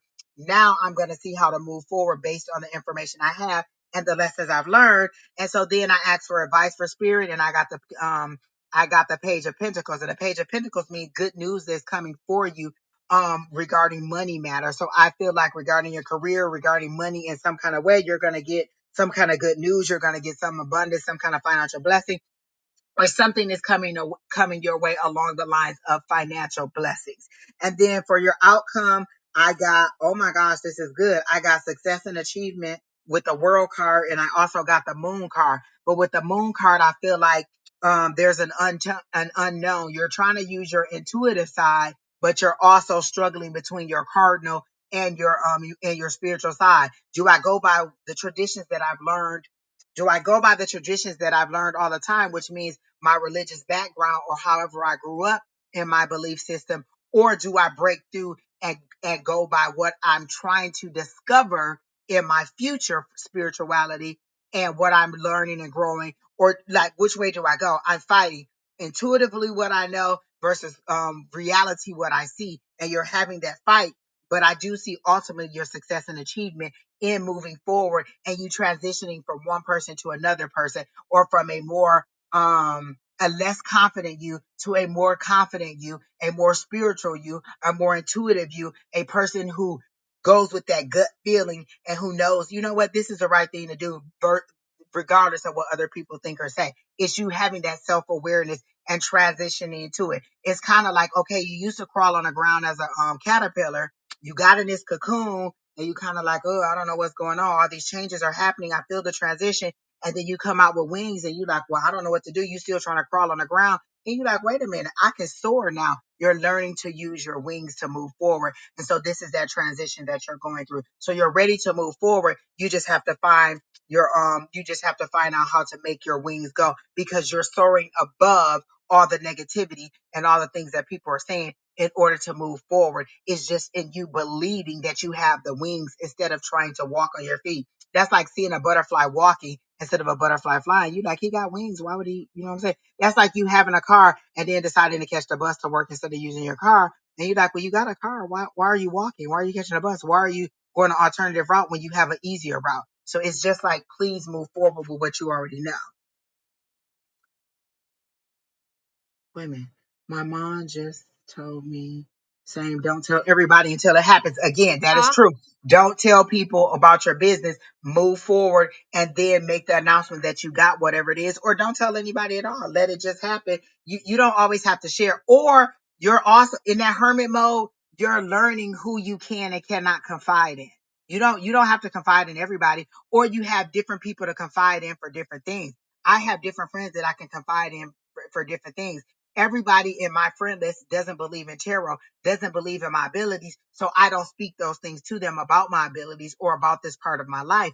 And then there's other people who are only who I do tell things about family. So I have people I confide in about family issues, about work issues, about all kinds of things. So you have different people you can confide in for different things. And as you grow, you may have to drop some of those people off and just keep a lot of things to your chest before you do it. I was one of those people, as soon as it went from my ears, it went to my mouth. Like I told everything as fast as I could tell it. And my guys used to be like, don't tell nobody, shut up. And I used to be like, I can't tell nobody. Like you really, like it felt like they were just putting a muzzle over my mouth and telling me that I couldn't say nothing. It was painful. But in the times that I didn't listen and I told people and it turned out in a negative way, I learned to shut my mouth when my guides told me to shut my mouth, or to keep information to myself until it came to fruition, and so that there would be no negativity, so nobody could, kind of stall my progress or put any doubt in my mind. So you'll learn over time to listen to exactly what your mom say. Don't tell anybody anything until it happens. Okay, so I do see positive things coming for you. Good news coming about money, promotion, success, and achievement. So you're well on your way, and I'm happy for you. Come back and tell us how things work out. All right. So the next person is Angie, because Pooja didn't respond, Alina didn't respond, Rare didn't respond, Mara, are you here? And Coop, are you here? So those are the people I have. And Daniel, I know you're here because you are active in the comments, and I love all your comments, especially about that mentor that Miss Sheri Beery was talking about. Mhm.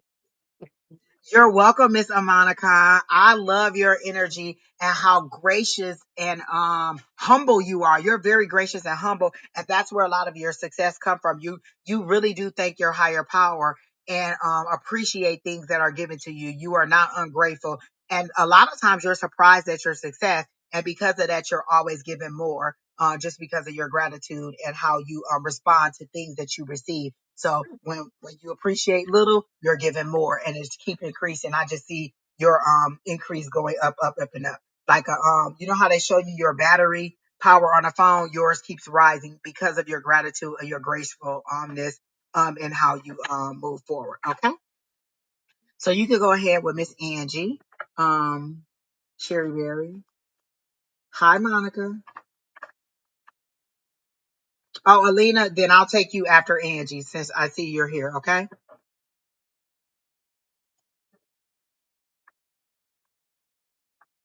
Cards.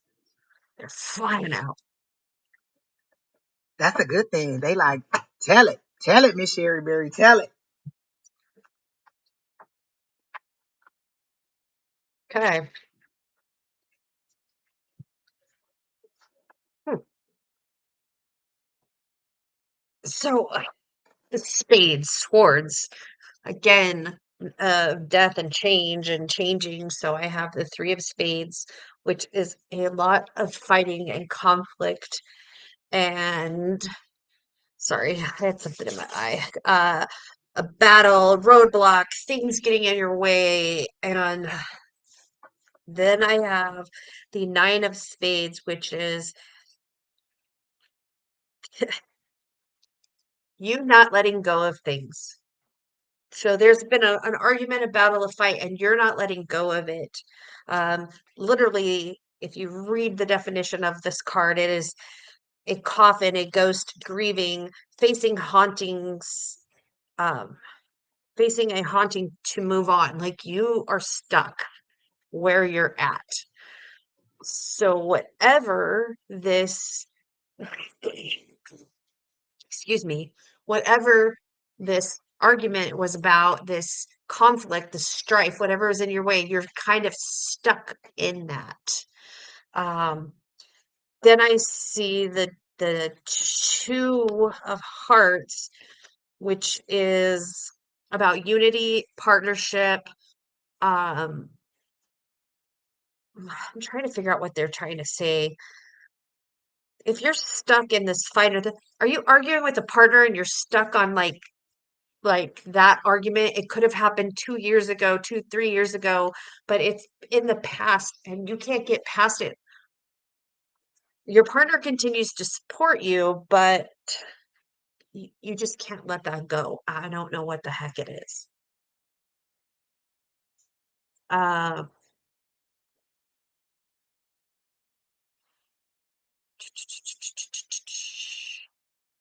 What in the heck? Okay, so there's a fight, there's you're being stuck in it, and there's something to do with a partnership. And they are not giving me any more help on this. They're just like, "Psh, done, Sheri, psh, done." But you know what it's about. Like, and a partner doesn't mean necessarily mean like your spouse, your lover. A partner can be um a relationship with a friend, a relative. Hold on, Miss Sherry. I It missed a little bit of what you were saying. What was the beginning of what you're saying? Because I think what I have to say flows right into what you were saying. What did you say in the beginning about her? there's an argument, a fight, or something that's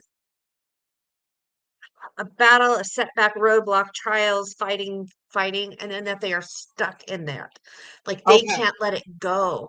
Miss Angie, are you the person that asked about the love question in the beginning about will you reconcile with somebody? Because immediately when I got in your energy, I saw a pendulum. It was a yes no question, and the answer was clearly no for you. So are you that person that asked that question? I just want to make sure that that's what it was. So that's what I feel like it's stuck in. She wants to go back to it. That's what you're seeing. That's what that stuck energy is. That's what that argument is. Like she wants to go back to it, but for to her own detriment, because they clearly just showed me a pendulum shaking back and forth and the answer was no. Okay, so the answer is No, no. No no. reconciling with that person. Yeah, I wouldn't. I wouldn't. And I know it's like you just said that you recently ended things and that you're currently single and things have recently ended. And it's very painful and it hurts, but it's time to end it. It's time to move on. It's time to let it go. And you're stuck there. And especially since it's not fresh. Sorry. I've got this long ass hair and it's just creeping down my back right at the moment. It's all Angie's Hey, my fault. hair? You talking about my hair? Yeah. Oh, okay. Sorry about that. Sis, just so you know, when I pass away, Angie's supposed to get my hair for her wig. Just so you know, just so it's out there. Everybody need to know that. I know it's morbid, but when she pass on, I need you to go ahead and shave that head. Run that bundle to me. Okay. I gotta So know the Miss, color she wants it before I do that too, because I that know color, I'm there's a gonna keep lot it of red in it. just whatever color you make it, I'm gonna be like, this what color Sherry Berry is, so this what color I am now. And for the future. That color. Miss Okay. Angie. Immediately when I got into your energy, I got that you are losing sight of what your future should be, what your focus should be. The word career popped up very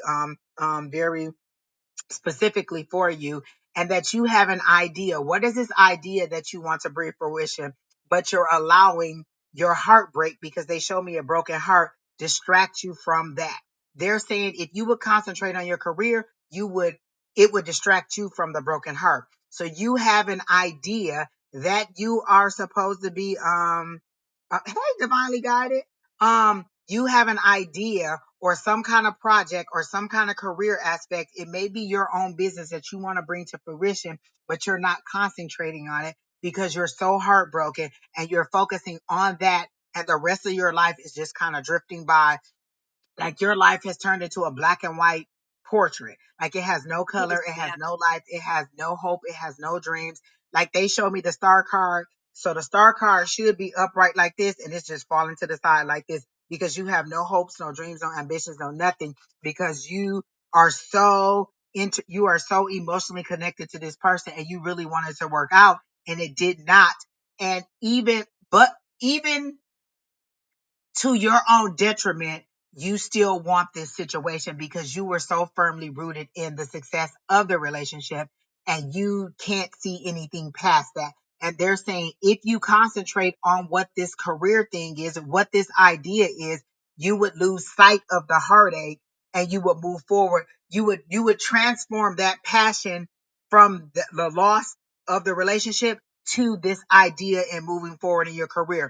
You haven't told me. So what is it that you're supposed to be doing? Or what is this career move or this idea that you have that you're not concentrating on, that you have put to the wayside that you should be moving forward on? They're not showing it to me. And I don't know if that's because it's something that other people should know or you don't want people to know, but there is some idea or something related to money and career that you have an idea about, but that you are not concentrating on because you're so focused on, I want to be in love, I want to be in love, I want to be in love.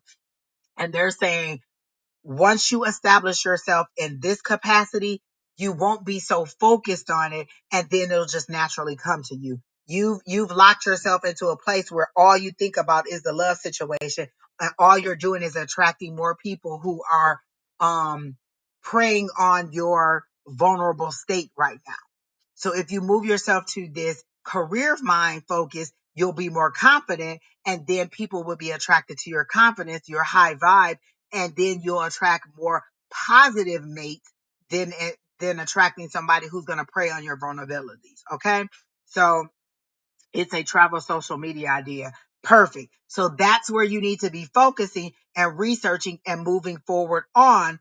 And if you concentrate on that, then you will not necessarily forget about love, but it'll take your focus off of so much of the heartbreak, because I see you just kind of going over the argument over and over and over. Well, what if I would have said that? Should I call this person? Should I mistakenly text this person, like have a butt dial, have a minute, I mistakenly text this person. Like, you're thinking of all these ways to reach out to this person that are superficial in order to just reestablish a connection. And they're saying that's not where your focus needs to be.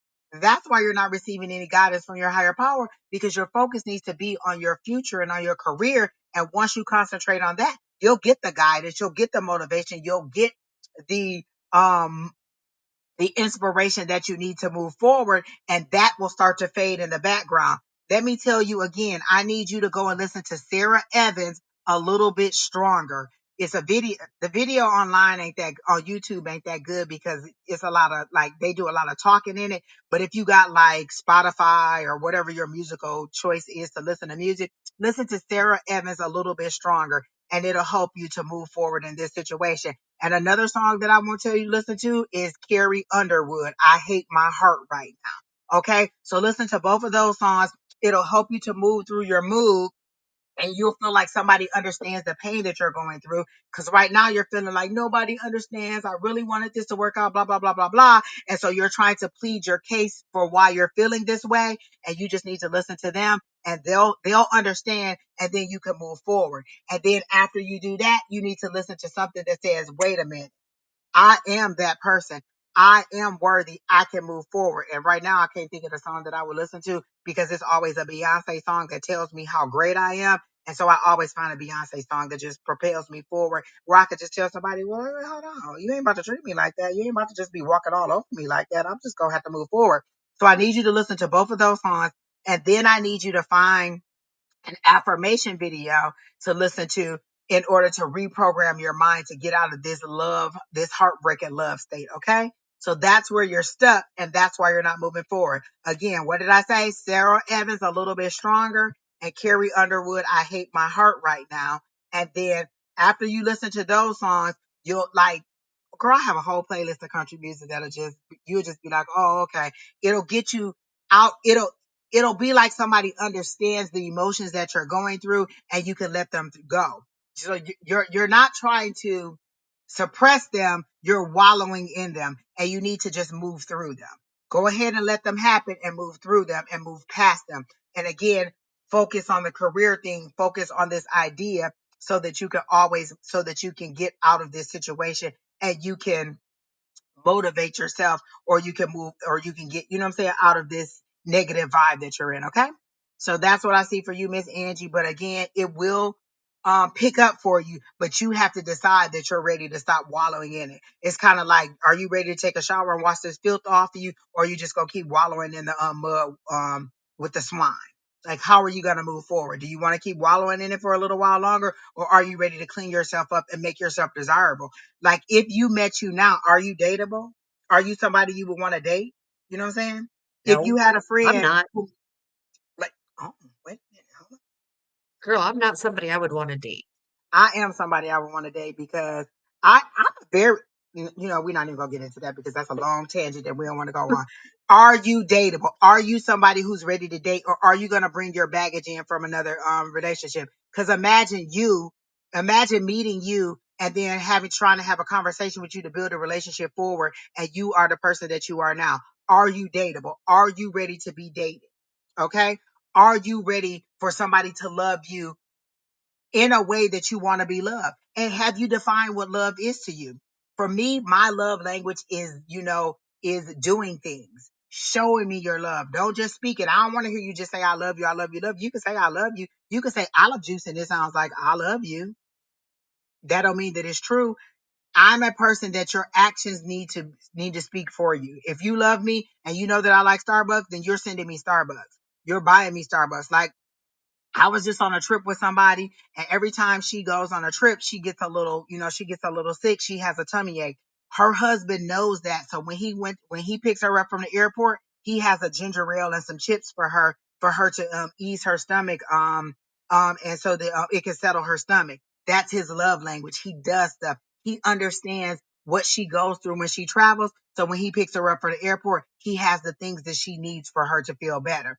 What's your love language? How do you want to be loved? If you haven't defined how you want to be loved, then you'll take anything that anybody gives you. Somebody could tell you you're beautiful, and you're like, oh, well, he said I'm pretty. Well, does he respect you in that way? Does he respect you in that way? Is that something that you want? How do you want to be loved? Once you define it, like Keena says, define what you want and reject everything else that doesn't look like that. If you want to be respected, you teach people how to treat you. If you don't want to be treated a certain way, then you don't accept that behavior. If I tell you that I have to work in the morning, I have to get up at 5 a.m. and you're calling me at 11:30 at night, you don't respect me. You don't think that I need any sleep. And so if I continue to answer the phone at 11:30 at night, I'm tired, I'm groggy, I'm not mentally rested and ready for my day, and you've disrespected my timetable when I told you that I need some sleep. So if you're going to constantly allow people to treat you a certain way, they're going to treat you that way. You teach people how to treat you. So if you want to be treated another way, if you want to be loved in another way, then you have to determine how you want to be loved and only accept the behavior from that. Does that mean rejecting some frogs? Yeah, it do mean some rejecting some frogs until you find your prince. You know what I'm saying? Your higher power is going to test you. She says she's over it. She says she wants this. If this Willie Lump Lump come through, is she gonna take Willie Lump Lump, or is she gonna wait for her Prince Charming? If you're gonna jump on anything or let anything jump on you that comes your way, then you're gonna get anything. But if you want something respectful, then you have to define what respectable is for you and only accept those things. Okay? So I hope that helps you out. Starbucks sucks. Oh my God, Daniel. I just almost lost my ability to be able to read for you when you said that. Just what? Jesus Christ, Daniel. people. You Oh just my gosh. I just can't believe you said that. Oh my don't do God. that. That's All right. So the next person we have on the list is Miss Angie. I hope that helped you out. I feel funny saying my own name. Coop, are you here? right. Daniel, I know you're here. Mara, are you here? Pooja, are you here? Alina never spoke up. Rain never spoke up. Who's here? First person to name I see, that's who I'm taking. You're welcome, Miss Angie. Come back and let us know how it works out, and let us know about this travel thing you're talking about on social media. What you doing? Like, you planning trips and stuff for people? Let me know, because I'm always trying to. I'm a world traveler. I like to go places, Yeah, and we she will just got support back your from a business. place.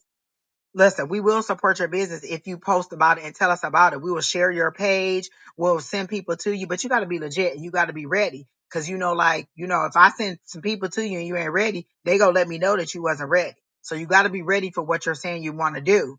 Cause success could happen overnight. Okay. So who's the next person? Very Who's ready? true. Because when I started my tea stuff, it was this one who was very supportive.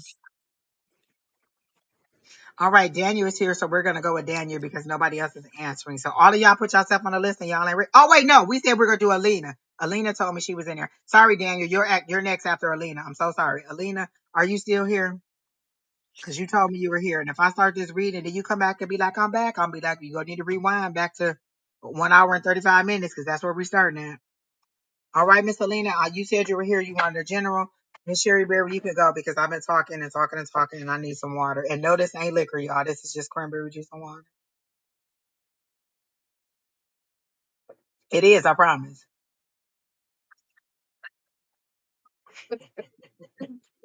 It's got ice. Of course. Okay. Alina. So we start off with the Seven of Diamonds. And again, the seven is about a pentacles, which is about abundance. However, somebody is lying to you about money. Bam. Because the seven is about deception and the seven is about apathy. So lies, deceit, falsehoods, loss of money, fraud, troubles. Then I get the Ace of Spades, which is sudden change. It's the death card. It's change. It's there's there's a change in whatever's happening with your finances and your money. Then I get this guy. This means lush greenery, reaping rewards of hard work. So even though somebody is deceptive about your money, it is going to change, and then you will reap the rewards and the hard work that you've been putting in for your money. Whomever this shit is, you've got to bring in the abundances. Stop sitting in that negative space with your money. Think of what is that? Money, everything is coming abundantly to me, and it's going to flow, and whatever the affirmation. Mine's different, so I know that theirs is very good. You're muted. I got one for her. Let me find it. Our regular little Yes, that affirmation. one. So money flows into me, and I am open to accepting it. I believe in infinite abundance, and I will always want and needs will always be met. So this, we have to stop the stinking thinking and get this going. Figure out my money situation. That's what this is telling me. I always say make your money work for you, not and you need to stop working for your money. So when you can flip the script on money and how we have been programmed about money, like, oh my God, we're always hustling for money, but are we making our money work for us? Stop the stinking thinking. Yes. So You could I get a hope this mentor. helps. Get a mentor. But your hard work and your hard work is going to pay off. Just we need to stop this. It's like I keep seeing vertical blinds, which y'all know me. I used to work in multifamily housing, and vertical blinds were the number one thing that renters used to complain and we used to replace 10, 20 at a time. Well, they cost money. So when we started finally charging people for their vertical blinds, $3 a blind, and guess what? They started taking care of their blinds. We were bleeding money. So why I'm getting vertical blinds tells me that you're bleeding money. You got to find out where that hemorrhage is and make it stop. And once that happens, you're going to be in a better place. I hope that makes sense. Monica, I see that you're here. Did you post a question? I'm gonna take your question in place of some of the people that didn't show up, but you're the last person that I'm gonna take. So go ahead and post your question, Miss Monica. Miss Alina, that is everything that Miss Sheri is saying makes sense to me because the first vision I got of you was the Six of Swords, and that is going from drama to calm. And so I got the Six of Swords, which means like the first question I was going to ask is like, were you dealing with some kind of drama or some kind of issue with somebody, and you're trying to move on for that? But then the queen, is it the king? The king of swords came out, and I saw it as the Queen of Swords, and I was gonna put it back, and they said no, let it stay out there. So the Queen of Swords energy, the Queen of Swords is usually the bitch. She's a person that gets that they call kind of like the bitchy queen because she speaks her mind and she doesn't care. She lets the chips fall where they're made. Swords are thoughts. And so you're thinking from a logical space, but you're speaking your mind from that logical space, and you're speaking your mind articulately. You're articulating what you need to say, and you're not speaking from a place of emotion. The Kenosaurus is also that logical person, and he is more business centered. So where she said you're bleeding money, you're learning better ways to manage your money and to be like, hold on, why would I spend money doing this? Or like, why am I taking a bus when I have a car? Why am I doing this when I can do that. Like you're finding different ways to make your money work for you or to spend your money in ways that are not um that are not wasteful. So you're learning how to manage your money. Like I work so hard for this money. Where's it going? What am I spending it on? Why am I spending, $150 a week on fast food? Or why am I, buying all these things? How do I make my money work for me? Like she's saying, what is it that I can do? Can I put that money in a high yield savings account? Can I set up a withdrawal from my regular checking account that automatically comes out into my savings account every Friday? And that way I don't have to manually do anything. I don't have to do any activity at all. It just moves. And then after a couple months, I'm like, wait a minute, I got like $600 that I saved and I didn't even do anything because I set it up and I let it move and I let that money make money for me. One of the ways that I keep my savings from dwindling is I put my savings in an account that is very hard for me to get the money in. I don't have a debit card for it. I don't have I don't have any kind of card where I can go in and get the money out. The only way I can get the money is if I transfer it to my other bank. And then it takes 3 business days for that to happen. So if I have an impulse need, it'd be like, oh, I really want this purse. And then I'm like, oh, dang, I gotta go to my other account, transfer the money. I gotta wait 3 days, and by then the thought is gone. So I make it hard for me to get access to my money so that it's a sound decision. I'm just like, well, shoot, I want this purse, it's $300. Let me go get this $300. I make my money work for me, and I also have an alert that takes it from one bank and sends it to another bank, so I don't pay attention to it. And before you know it, I'm like, oh, girl, look at how much money I got. And then I keep setting goals for myself for a higher amount of money that I want to make. So maybe it was $10,000 I want to have at the end of last year, and maybe it's $25,000 I want to have at the end of this year, or maybe it's $50,000 that I want to have at the end of the year. So you decide how you want your money to make, but you're in the mode of thinking, or if you're not there yet, you're moving to a mode where you're logically thinking about how you want to invest your money, utilize your money, or take accountability for how you're spending the money that you make. Okay. Okay.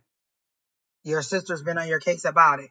Uh, and so is your sister younger than you? Because I got the Page of Pentacles, and the page is usually a younger person who's giving you advice or is coming to you with information about something. But I feel like it's also good news about financial situation. So somebody's in your ear. That could be your sister who's in your ear saying, hey, hey, hey, you make good money. What are you spending it on? You make good money. What are you doing with it? So that's that page. That's that she's older, but you're the youngest. Okay, so this is somebody who's speaking to you about money matters, who's telling you better ways. So I feel like good news is going to come to you about money matters, or you're going to get additional information coming to you. And then I got hermit mode. Are you a person that is a bleeding heart who just loans money to other people, and then you may or may not, in most cases, not receive your money back? And so you're getting into that mode where you're like, hold on, the bank of Alina is closed. I do not have it. I'm not giving it to anybody else. I had to do that too. I had to say, no, I don't have it. No, I have a child that is going to college. I need to spend my money. Like, why am I working this hard to make money to lend to you, and you're sitting back just dwelling in your wastefulness, and I'm supporting your wastefulness by loaning you money that you're unable to spend back to me. So you know what? The Bank of Angie, just like the Bank of Alina, is closed. And then when I say I don't have it, I truly don't have it because I moved that money from my checking account to my savings account. And technically I don't have it because technically that saving account money is not money that's available. That's emergency money. That's crisis money. And you creating your own crisis is not a crisis that I'm going to pay for. So you have to decide how you want to spend your money or how you want to allocate your money to others. So what they're saying is stop being that person. Stop opening your wallet. Like they literally showed me a wallet being open and your dollars just taking wings and flying away and you never seeing it back. Although people have good intentions and tell you they're going to give it back, but you're not getting it back. And that's just a loss. And it's just a loss. And it's just a loss. And then you're sitting back thinking like, oh my gosh, I have all this money out there. Once you close that bank, yeah, people are going to look at you like, oh my God, you're not going to give me the money. No, I'm not going to give you the money. And stand firm in your resolve of it. If you have to create if you have to create a regular statement that you give to everybody, I just don't have the bandwidth to allocate to somebody else. I am working on my financial goals. No, I don't have the money. I just pay my bills. Whatever your standard comment needs to be, like my standard comment is, I have a child that's about to go to college. All of my money is tied up in him. Or I say, I have a young adult on my payroll, and all of my extra money goes to paying for their education. So you come up with whatever your go-to thing is and stop giving out your money. So that's what you need to do, and stop letting all your money go away, because you're finding that your ends are meeting at the end of the day, but it's not for lack of having the means to do it. It's for the lack of seeing where your money goes. Like when I finally got a accountant to do my taxes, and she told me the things that I needed to track, I started looking at what I was spending, and I was like, hold on, like, really? That's what you're spending money on? Oh, absolutely not. You go cut that back. You're not going to spend money like that. You are going to make wiser choices. And so I started making wiser choices because I could see it in writing. This is what my rent is. This is what my gas is. This is what my car repairs are. This is what my food is. This is what my groceries is. Like, I can see it. So that's what you need to do, is go ahead and see how you're spending your money, so you can shock yourself and then slap yourself back into reality and stop wasting your money. So that's where you're going. But again, things are good coming for you. It's just in you making the decision to make better choices with your money. It's not that you don't have the money, it's that you don't allocate it to the right things or spend it in a way that is positive and for your highest and greatest good. So I hope that helps you out. And I hope you come back and tell me, like, girl, I'm a millionaire now, so I can do what you're doing. Like, if you ever find like a good stock to invest in, go ahead and come tell me, because I'm going to do it too. Okay. Hey, Miss, I Um, love when Miss Linda here. She's such I the mom. One of the things that I did was I was used to listen to Dave Ramsey on my commute, and paying with everything for with cash, like only giving myself $20 a day to spend. If I was going to spend $20 on breakfast, I wasn't going to eat lunch. If I spent $10 on Starbucks, then I only got $10 for lunch. So once I started doing that, and then doing what he calls the snowball effect, paying the smallest bills to the largest bills and how it was paid, I got myself out of debt $20,000 in 1 year by being very, very strict on that. Um, again, it's all about how you make your money work for you. I'm not so great. I'm telling you, I need to go back to do that. But that really, really helped me a lot. I have a lot less credit card debt because of doing that. And I'm grateful because I was married then and I'm not now. And I can't even imagine how cruddy my finances would be now if I didn't do that then. And see, you've gotten two different people who've told you two different ways to make your money work for you. She used the cash method, where, look, this is how much cash you got, and once you run out of them bills, I don't know what you're gonna do for the rest of the week. I guess you're gonna be patting turning with that foot. Pat one foot and turn with the other. But you decide how you want to set your financial goals up. I take my money and let it just drift off into that other account. She takes her money and she sets a strict budget with her cash. So you find what tools work for you financially to help you to move forward. It may be investing, but it needs to be invested in something that is solid, and not somebody who shoulda, coulda, woulda. I want to open up a balloon store, and you like, oh, okay, yeah, I'm gonna go ahead and do that. Have you ever sold balloons? Have you ever saw a balloon? What kind of balloons are you like? You have to decide what it is that how you want to make your money work for you. It's not for lack of having money, it's for lack of having accountability for how you spend your money. Okay. Yeah. So Coop didn't answer. I took everybody else off the list, and I have Coop, Daniel, and Monica on there. So we're gonna do Daniel now, and then Monica, if you're still here, I'll go ahead and do you. Coop, if you don't answer by the time we get done with Daniel, you're off the list too. And then we're done, because we're hitting the 2 hour mark, and that is just more than enough for me, because I still have to cook dinner and I have to mentally prepare myself for tomorrow, because tomorrow is a very strategic day for me. Exactly. Listen, I love Miss Linda in the comments, because Miss Linda is a mama, and she be like, no, you ain't about to be acting like that. I'm gonna tell you exactly how it is, because Miss Linda has more experience than most of us, and she has more knowledge and wisdom than most of us. And her the advice she gives you is very sound advice. Like, you ain't gotta give nobody explanation for nothing. Just know. No is a complete sentence. That's a yes Daniel's card. question is yes or no. And it's a yes. Red It's is the yes, yes right? card. This is Okay, Daniel, Daniel. you The in this question is farm. yes or no. I am so intrigued by this farm thing, like because I can't imagine doing that kind of manual labor and just growing all my everything. Like I just can't imagine it. And the fact that you want to do it, I'm just so intrigued by you want to open this farm. So Daniel, Another yes card came out. oh, it wait a minute, is it that kind of farm? Like No, he really wants to make a farm, like grow crops and oh, because he herbs put that and little green star up there, and I thought that was like he wanted to open a pharmaceutical farm. And so I was like, oh, okay. I'm even more intrigued because let me tell you this: when I used like I really like green tomatoes, and I used to go to the farmers market in Mesa to get green tomatoes, right?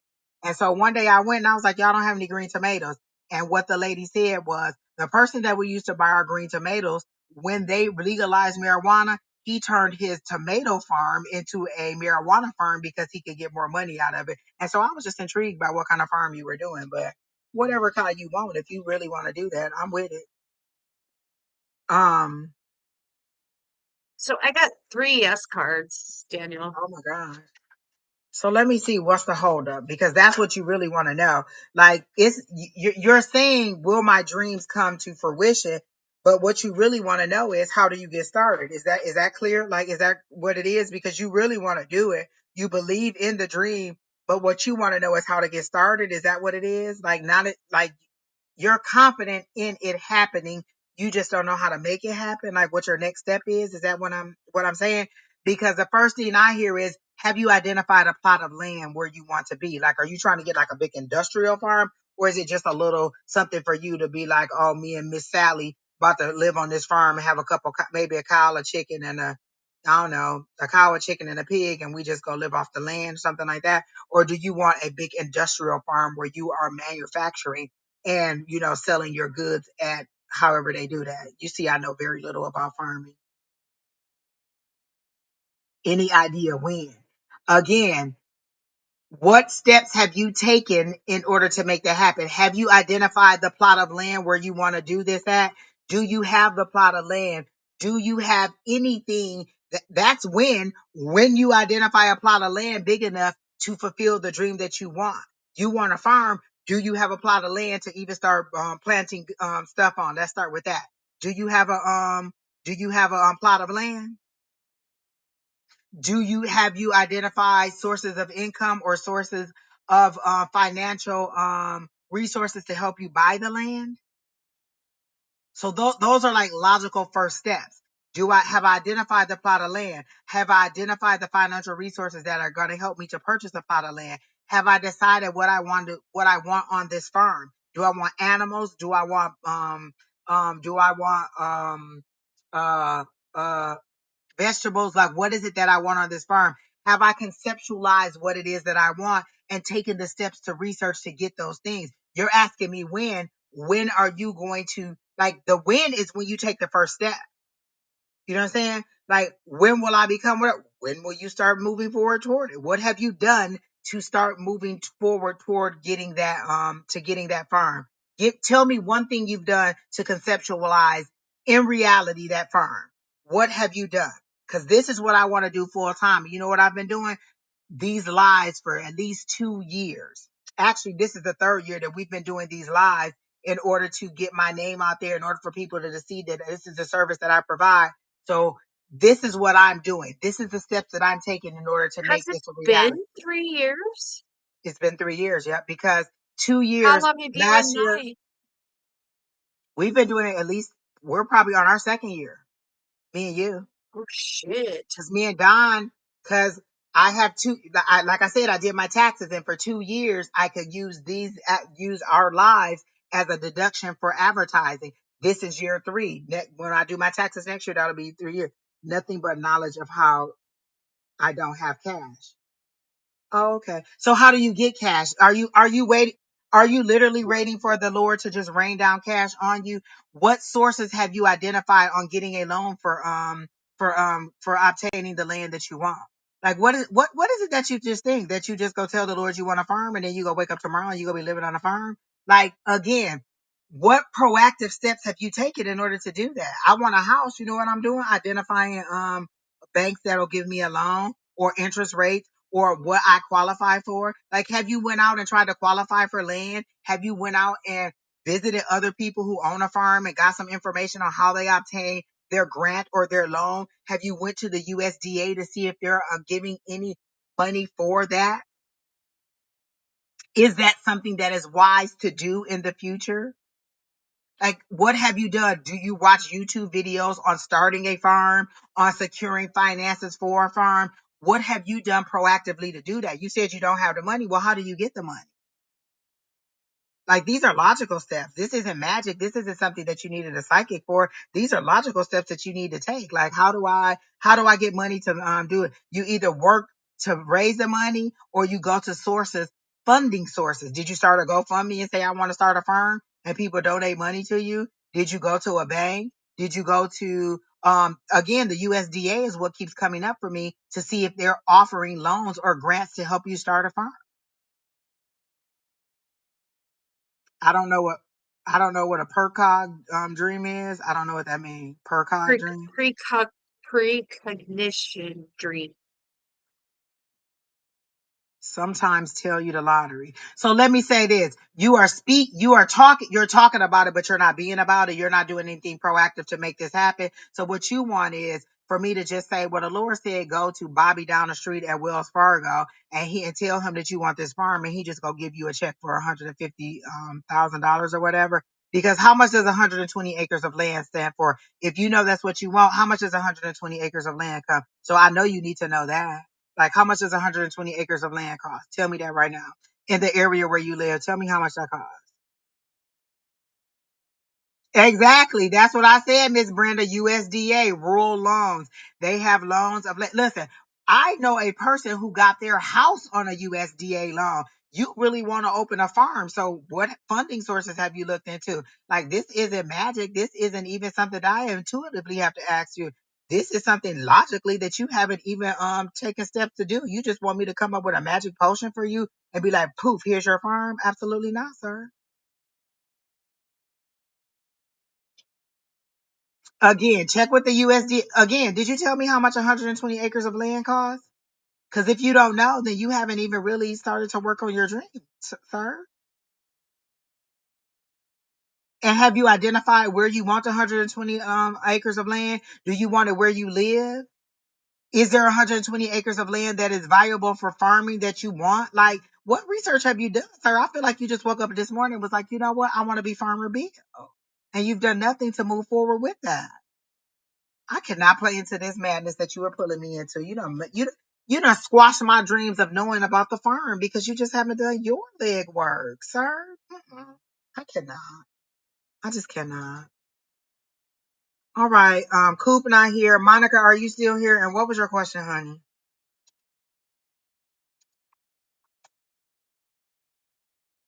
Oh, so you've done nothing in sight of moving forward with opening a farm. So I tell you what, me and Sheri Beery will be back next Sunday. Maybe. Because my son got to move into his dorm. And I think his move-in time is at 11. And if I'm mentally prepared after throwing him out my house to come back and do readings with Miss Sheri Berry, I'll be back on Sunday. But I want you to come back and tell me several things. How much it costs to buy an acre of 120 acres of land, an area where you live that is viable for farming, that that is legally available to create farmland on, and USDA grant options for yourself. So that's what I want you to do. Come back and tell me those three things, and that's how you get it started. Again, you take one step, and then your higher power will take the next step. You got to do something in order to get something. You ain't listen. Don't just be sitting there like, well, look, well, I told the Lord I want to farm. Like, I just want to walk outside and just be a farmer. What steps are you taking? You'll be moving. Where are you moving, sir? Like, where are you moving to go? Like, you know what? You done made me mad because I done tapped into my higher powers energy, and they like, this man knew good and hell well that he hadn't done nothing in order to start this farm. Just nothing at all. My higher power is so mad at me right now, and now I'm mad at you. Just, you know what? Just Lord help the child. All right, so Miss Monica, where you at? And then Sag girl, you're the next person. Oh, nope, no, you're not, because you done asked about love, and I'm not doing love today, honey. I can give you a general reading about something else, but love, I'm just not doing. And that's just my own personal thing. I just don't do love reading. The internet is saturated with people who do love readings. I'm trying to bring you to a higher vibration, and I'm just not doing love reading. So if you have another question, Miss Sag girl, you will be our last person. I'll go ahead and do it for you. But please give me something else for love. And Monica, okay, you hear Monica. Do you want a general, Miss Monica? Because I don't remember you putting in a question. Miss Sherry Beery, you can go ahead. Because I gotta regather myself. Daniel done made me upset.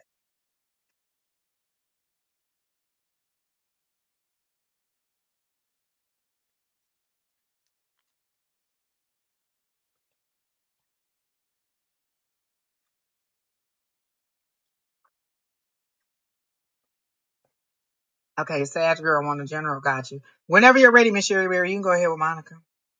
Thought the list was closed. It is. Monica, I've replaced Monica with some of the other people that were on there because we hadn't got to the 2 hour mark. And then Sag Girl is our last person.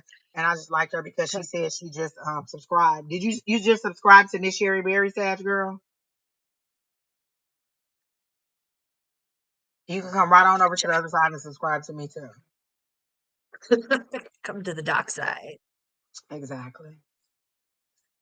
Okay. I got the Six of Hearts, which is loyalty, stamina, long term, and a faithful mate. Then I got the Ace of Hearts. This is a love reading. Then I got the Ace of Hearts, which is the new romance. Did you just meet somebody recently? And then the Five of Clubs. Uh, your hard work and everything pays off. So whatever you're doing to bring in this love and abundance that you have for yourself, and this is a love reading. It is going to be fruitful. I'm not saying it's Mr. Right, and I'm not saying it's Mr. Right now, but it's Mr. or Miss Right for you. Not really. Hmm, interesting. Well, I definitely got a new partnership and a new beginning of something.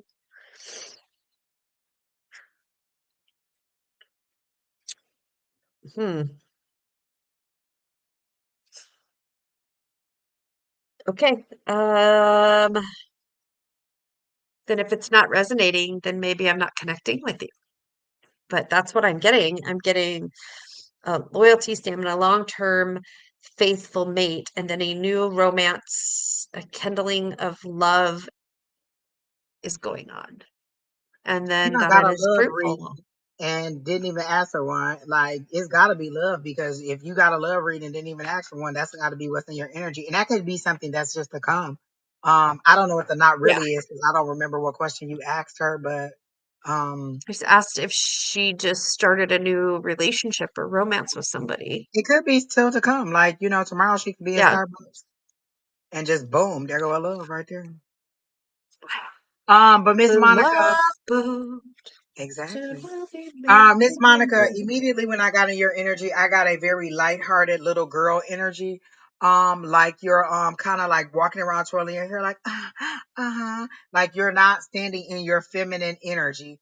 They are showing me the Empress card, but it's upside down. So this is how the Empress card should be, like upright. And your Empress card feel like this because you're not standing in your mature feminine energy. You're still operating in a naive youthful feminine energy that is not working for you. Your higher power is trying to move you to a new level, move you to a higher level. Like you keep asking for change, but you keep operating in a naive state where you're acting like you don't know what you should be doing or how you should be moving forward because you don't want to take accountability for moving forward. Or maybe you just like the youthfulness of where you were and you're not ready to move forward, but you can't pray for change or ask for change and then not want to move forward with the change. If you want to stay in the state that you are, that's fine, but it's a very youthful, immature energy that is not going to progress for your highest and greatest good.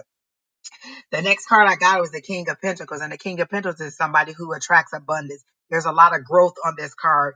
This is a person who is in command of their finances. This is a person who knows how to attract money, who knows how to take care of their family, who is focused on abundance and growing the penny or the purse or the bag that they have.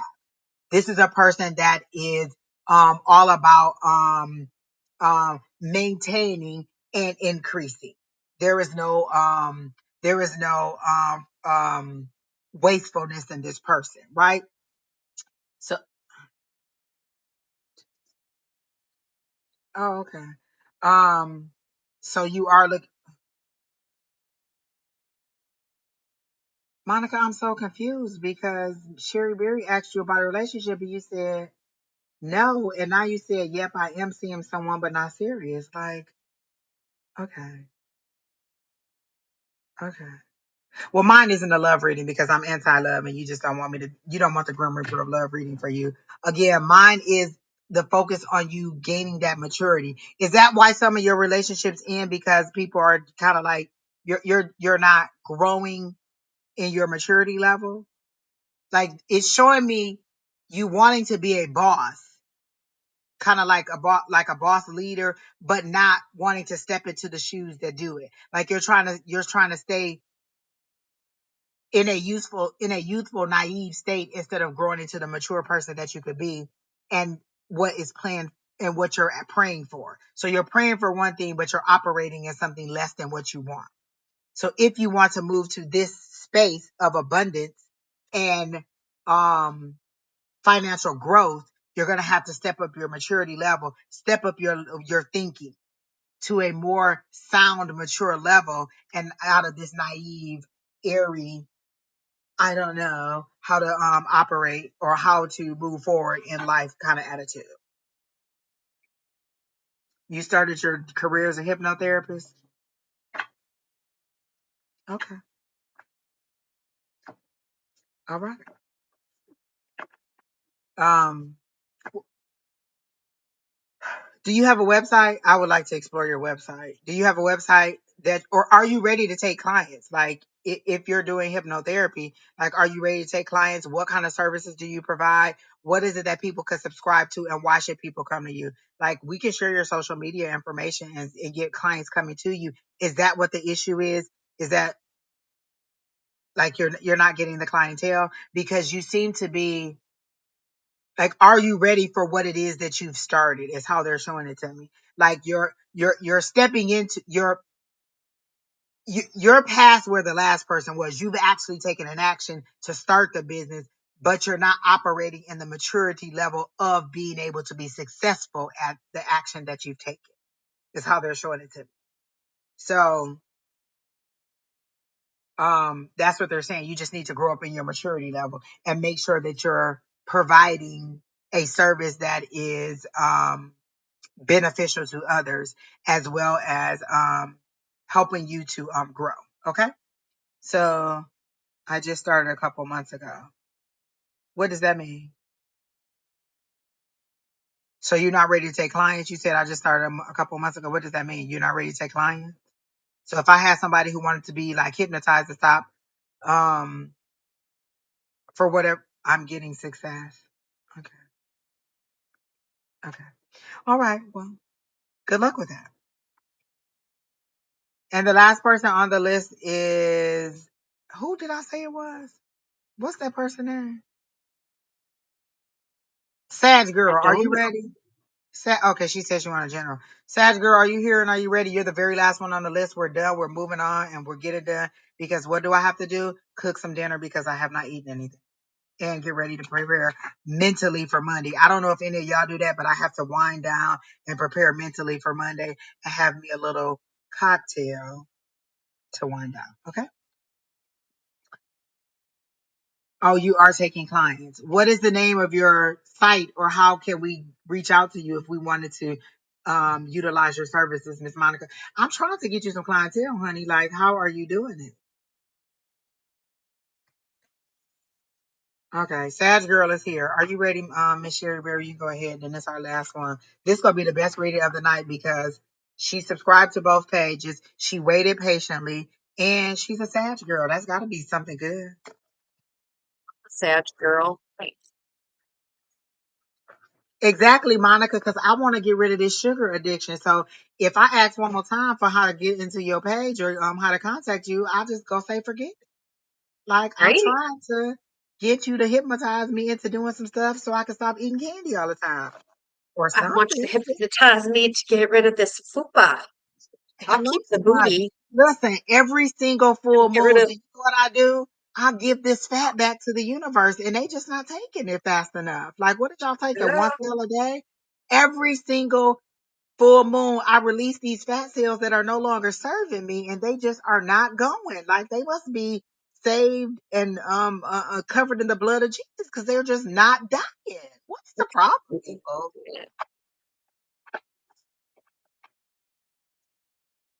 You regenerated tooth in Miss, 2 seconds, girl. Wait a minute. First of all, listen. If I don't get your contact information in a minute, I'm just going, girl, put your contact information here so we can get hypnotized right quick. I'm sorry. Go ahead and right? help Sandra. I'm all about it. I will do, shoot, I paid for ketamine therapy. Why not? You know what I'm saying? You got some testimonials, you got some videos so I can see what you're doing, so I can know what you're doing. Like you might hypnotize me and I might think I'm a frog and just start jumping around. I need to know what you're doing. Like, do you Oh, got some you're a testimonials for fraud. me? Exactly. Not you, Miss Sag. We wanted Monica's contact info because she's a hypnotherapist and she about to hypnotize us so I can stop eating sugar and Miss Sheri Beery can get rid of the the undesirable areas that she doesn't want to deal with anymore. Yeah. All right. Thank you, Miss. Exactly, Wanshell. Like I'm just saying, what is the problem, people? So weird to hear somebody else call her one shell. I love saying it for some reason. It just roll off your tongue so magically. It I feel does. like One it's shell. like abracadabra, like I'm granting myself a wish. It just rolls right off your tongue. All right. So Sag girl says she want a Okay. general. Go ahead. I'm sorry. I have the Four of Hearts, the King of Spades, and the Jack of Hearts. Four of Hearts, of course, is the cup, the Four of Cups, which is the situation in a relationship is changing. So change is coming, which definitely goes along with the spade, because the spades are also change. And the King of Spades is about, geez, uh, male violence. That's really crappy.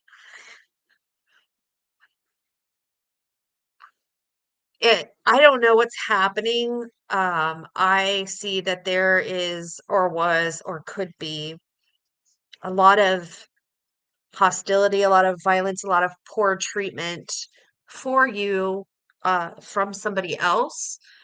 But I do see a Jack of Hearts, which is a new a new self of growth and new self love. I'm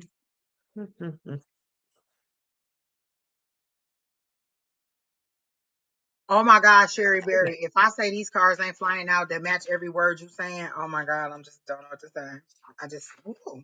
Okay, so yeah, there is some like domestic issues going on. Okay, I'm not crazy.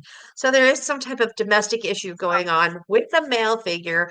That is not good for healthy for you. And you need to start believing in yourself and moving that out because this person is bringing you down. They're messing with your head, telling you you're not good enough, and you're starting to buy it. You're starting to believe it. That's that person's issue. That's not your issue. That is that person's issue. And their insecurities with themselves, not with you. You are a good person. I'm getting like this good, happy energy, and this person is taking it away from you. Who are like it's like you're an empathic person, like you pick up everybody's shit and you forget where you are in all of it. And that person is feeding you a bunch of bullshit and you're buying it. So you need to really kind of stop buying that And once you pull yourself out of that situation, I'm telling you, things are going to be much better. It's going to be a lot of work. I'm not going to deny that. That is going to be a lot of work to get back to where you were because this person is not healthy for you. I hate those kind of readings.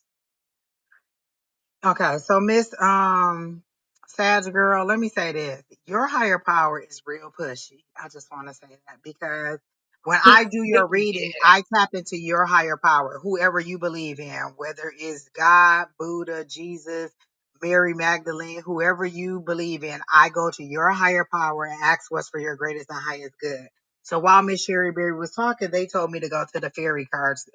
Are you really trying to get into spirituality and all that magical works and all that kind of good kind of like you're trying to find an alternative way to fuel your positivity. So they immediately told me to go to the fairy cards, right? So I'm like, oh, okay, let me just get her a fairy card because I really don't like oracle cards because I feel like they are like the nice way of saying like if you want to instead of calling somebody ugly, you would be like, oh, okay, well, I mean, they got a nice personality. You know what I'm saying? Like, I feel like oracle cards are just a nice way of saying something that the tarot cards just rip the band-aid off and say, I'm very much a tarot card Mm-hmm. person, right?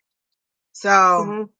I'm like, oh, I'll get her an oracle card and I'll pull some, cards and get some visions. They said, no, give her 3 cards. I said, oh, okay, well, I'll give her 3 cards. We won't do any tarot cards. They said, no, then you're going to clarify each of those oracle cards with the tarot card. And I was like, oh, okay. But first of all, let me just tell Sag Girl that her people are real pushy. Like your higher power is real pushy. But I do like that because I feel like there's like, they about to just start pushing you because you're not listening. Okay.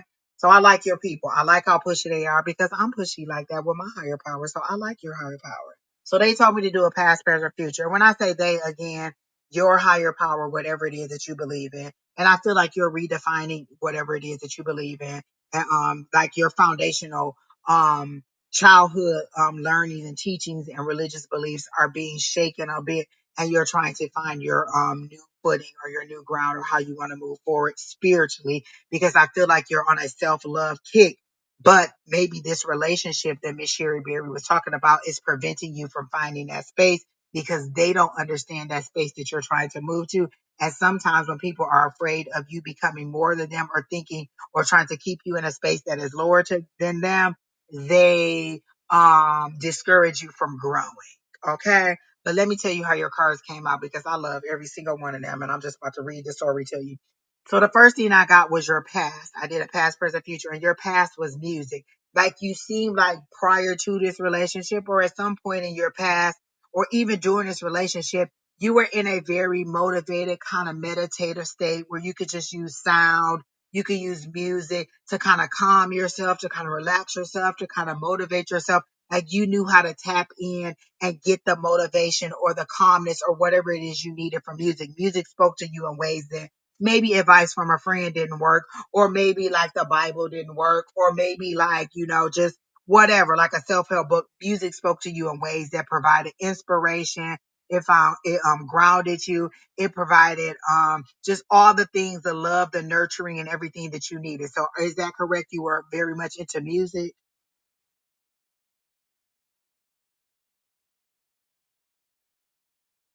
So is that true? You were into music? Okay, so that's what I'm getting on that. Like you really know how to do it. Right. And You so just they declared this clarified new that card with the information. 10 of Pentacles because you were working on your joy. You were working on the things that you wanted. You were trying to get to this 10 of Pentacles state. This music was helping you to get to that, or just working on yourself. You were working on your abundance because a 10 is a working towards something. You've been working towards something. This is the culmination of things. This is an ending. You've worked so hard for it and you're trying to get to a tangible result of happiness and joy of receiving your blessings. Am I correct? Yes, very into music. And that was a way of trying to better yourself and get you to this 10 of Pentacles. Am I correct? Okay, so that was your past energy. Your present energy is a transformational stage. And I love this card because it is beautiful. And tell me this girl on here don't just look like she is just ready to just become like she just ain't into herself totally and just loving herself. This is the Oracle of the Fairies deck, in case you want to go and look up, see what that card is. It's the Oracle of the Fairies deck, and this is the transformation card. And when I say this card is just beautiful, I just love it. I love her hair. I love how she adorns her hair. And I love how she's becoming something and she's enjoying who she's becoming, right? So you're at a transformational step. Again, when I said You're kind of breaking some of your foundational beliefs. You're trying to figure out who you want to be versus who you've been and how to move yourself forward in a positive way. This is where you were. You came off of that road. Like if this was your timeline going across like that, you have a detour that goes way out this way, and you need to work yourself back to get back on there. So yours looks more like an EKG that is, like this. So yours is you were going straight and now you veered off. You learned a lesson and you're trying to pull yourself back so you can move forward with with smaller ebbs and flows because your little line wavelength isn't gonna always be straight. There's gonna be ebbs and flows. But what the problem is you went way off course. So you're having a shocking result as to what's happening. Like you don't even know who you are, but they're trying to show you who you're supposed to become. So this is your higher power trying to get you back on your flow. And I can't even make this up because you know what your how they clarified your card with the death card. You know what the death card is? Transformation, spiritual transformation. You don't clarify transformation with transformation. Like they said, you're transforming. You're gonna either go kicking and screaming, or you're gonna go leaning into it. Either way, you're gonna transform. Your higher power to had all they can have of you just not moving forward. And they like, listen, let me just shake your ass up and move you forward. Let me tell you, this one lady did Reiki on me, and when she did Reiki on me, I got a vision. My higher power, you know how you pick an unruly kid up that's just acting a mess and you got to go behind them and put your arms up under theirs and you holding them like this as you pick them up off the floor or as you drag them from wherever. My higher power was behind me and they had their hands on me and they were dragging me out of the space that I was in because it was time to move on. They were dragging me, kicking and screaming to the place where I needed to be. I had dwelled in that misery or in that spot too long. Like your higher power says, you're going to transform either way because they clarify transformation with transformation, death of the old you so that you can become the new you. So either way you're going to go battered and bruised and kicking and screaming, or you're going to lean into it and move with the ebbs and flow of it. But you're going to transform regardless. You don't have a choice in this situation.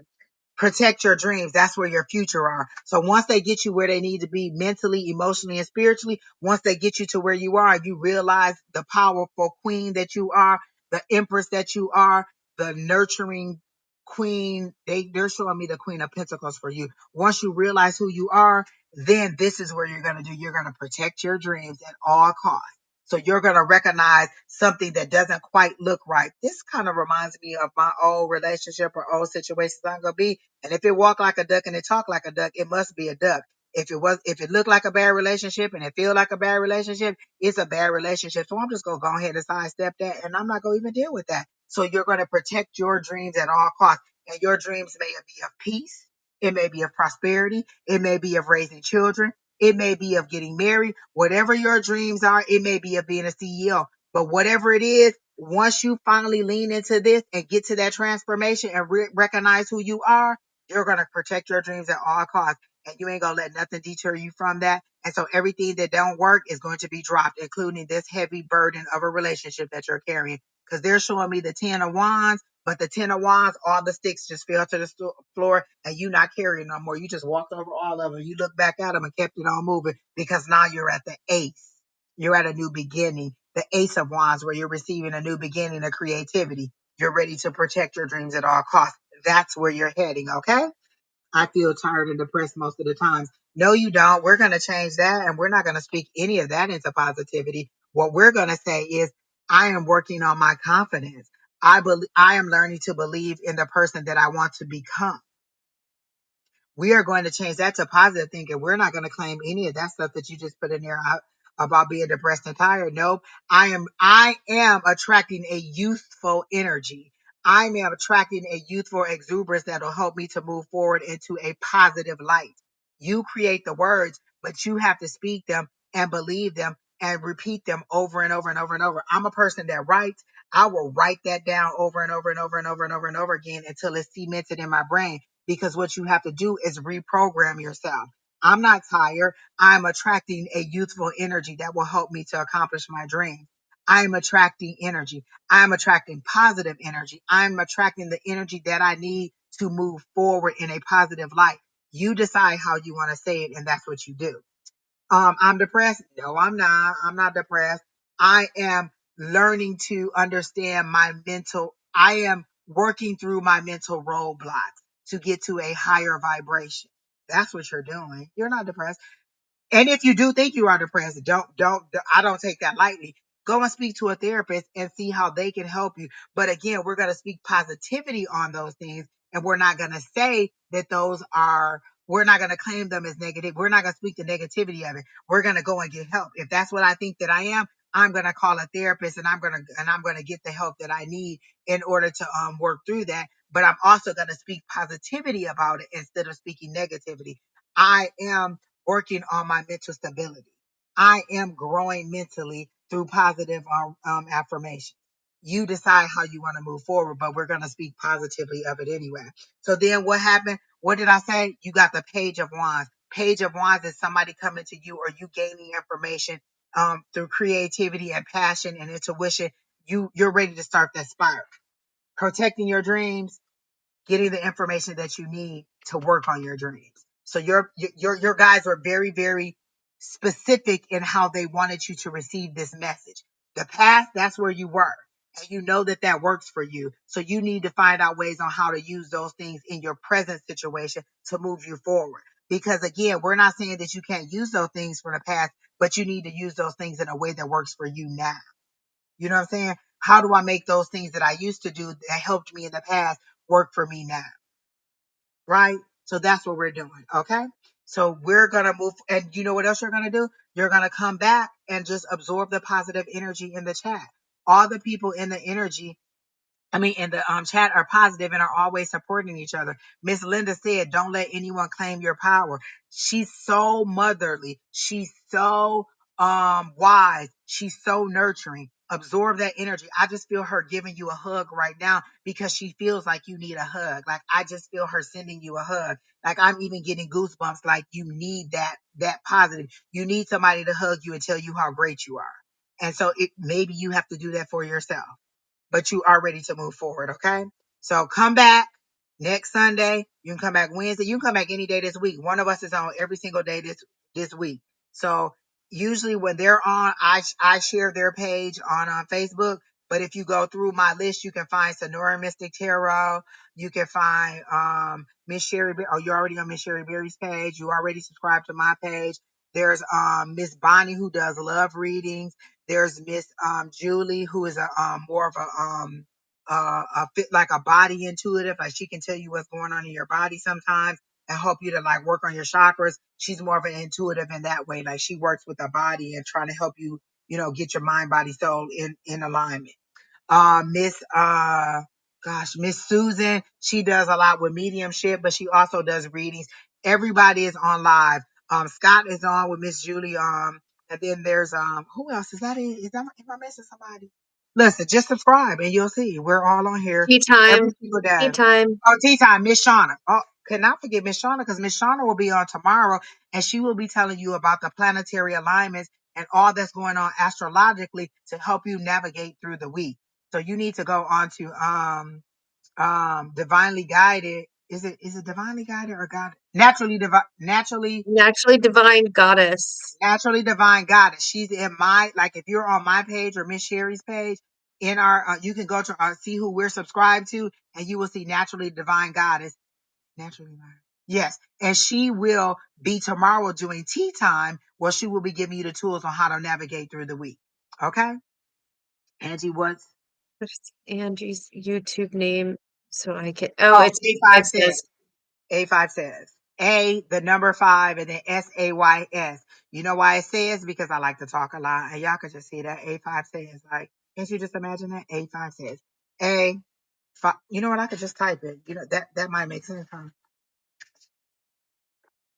Thank you, Miss Linda. But you are also inspiring. I love to have you in the chat, Miss Linda. All right, so that's it, Miss Sheri Beery. It was wonderful being back on here with you. I feel like we've been gone for like 20 years. Like we done did a bid and now we back together again. It's always good to spend time with you. It's always good to spend time with you too. And you're funny, and I cannot wait for the mentor. Listen, I ain't never heard of listen. What you need to be instead of a judge is a politician because that was the best spin on Sugar Daddy I've ever heard in my life. A mentor. God damn it. If Miss Sheri Beery just didn't teach me something today, I ain't gonna never forget that in all of my life. You ever seen that Nope. one girl who be on there and she be like, if I was at my best friend's funeral and it'd be like her talking down into the casket? That this is the moment I just had with you. Like you just spoke to me in that way and just gave me a nugget of information. I'm just like, oh my God, like, oh my God, like you Like, just girl, told me it just don't changed. worry about your family. I got your cell phone and your computer. Exactly, her. Your ex-husband was here talking about blah blah blah, and I said blah blah blah. Listen, when I say she is funny as ever, I love listening to her because she is me all day, and I'll be like, that is so true. That is super Yep. true. Yep. All right, Yep. so that's it right there. Yes, Montreal. A5 says you got it perfectly on there. Let me put that up on the screen. That's my YouTube right there. All right. So, do you have anything else that you want to say, Miss Sheri Beery? All right. Well, then that is good. Thank you all for being in the chat. Thank you all for waiting on us and, participating and allow us to read you. Like, I love being in y'all energy. And we got a new list of people. Like, you know what I'm saying, Miss Sherry Bear? We didn't get a whole bunch of old people. We got a whole new list of people. And I hope all of y'all come back because I really did enjoy y'all. But then now And I kind of miss some of our old people. I know. And Sag Girl, you found me on YouTube, but did you find me from TikTok to YouTube? Because if you follow me there, because I'm still trying to figure out how to hook my TikTok up to this, but so if you followed me from TikTok, follow me on TikTok and then message me and if you have a different name, just say I'm Sag Girl on the YouTube. So then I know. And if you want a reading from there, we can figure that out too. What is your TikTok? Sheri Beery, Oh, same thing. 68. Yeah. Beery. Sheri Beery. 68. Is there an 68. ad or anything that needs to be in front of that? What do they put in front of it on Um, TikTok? I don't know. I don't know, Is it at actually. something? At Sheri Beery 68. It's my TikTok. Let me put TikTok. There you Yeah, I go. have 8,879 followers on TikTok. So that's That's why it. I'm trying That's to Miss Sheri Beery right there. hook those two up. There you go. I'll figure it out All one right. day. So I have it on TikTok, but let me tell you, I ain't been on there so long. The other day I looked, it told me I had 68 new messages. What is y'all saying to me 68 times? I don't know, but I sent you something. It was funny. Well, yours usually goes through Instagram, so I see your stuff that way. I don't go in TikTok alone.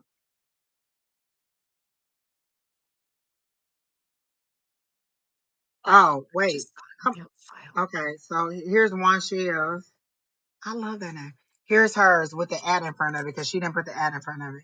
It's all that I can't even. Oh, wicked. Okay, first, you know what? I need to get offline because Wicked I did. doll. First of all, I didn't see Wicked Doll. I saw something else, and it is so inappropriate. So I'm gonna say good night because obviously I need to get some food in my stomach because mentally I am not prepared for what I just thought that word was. Good day, Was it y'all. a mentor? It was a part of a mentor. Oh my goodness. What am I going to do with you? Now listen. Look at what her name is on there, right? And then think of what you could have thought it would have been. Exactly. That's all I'm saying. It's a part of a mentor. One of the important parts. Too. All right, we gone, y'all. Lord help the child. What is wrong with me? What is wrong with me? I really. Lord. Lord help the child. All right, let me stop. I can't even end the stream because I'm totally distracted.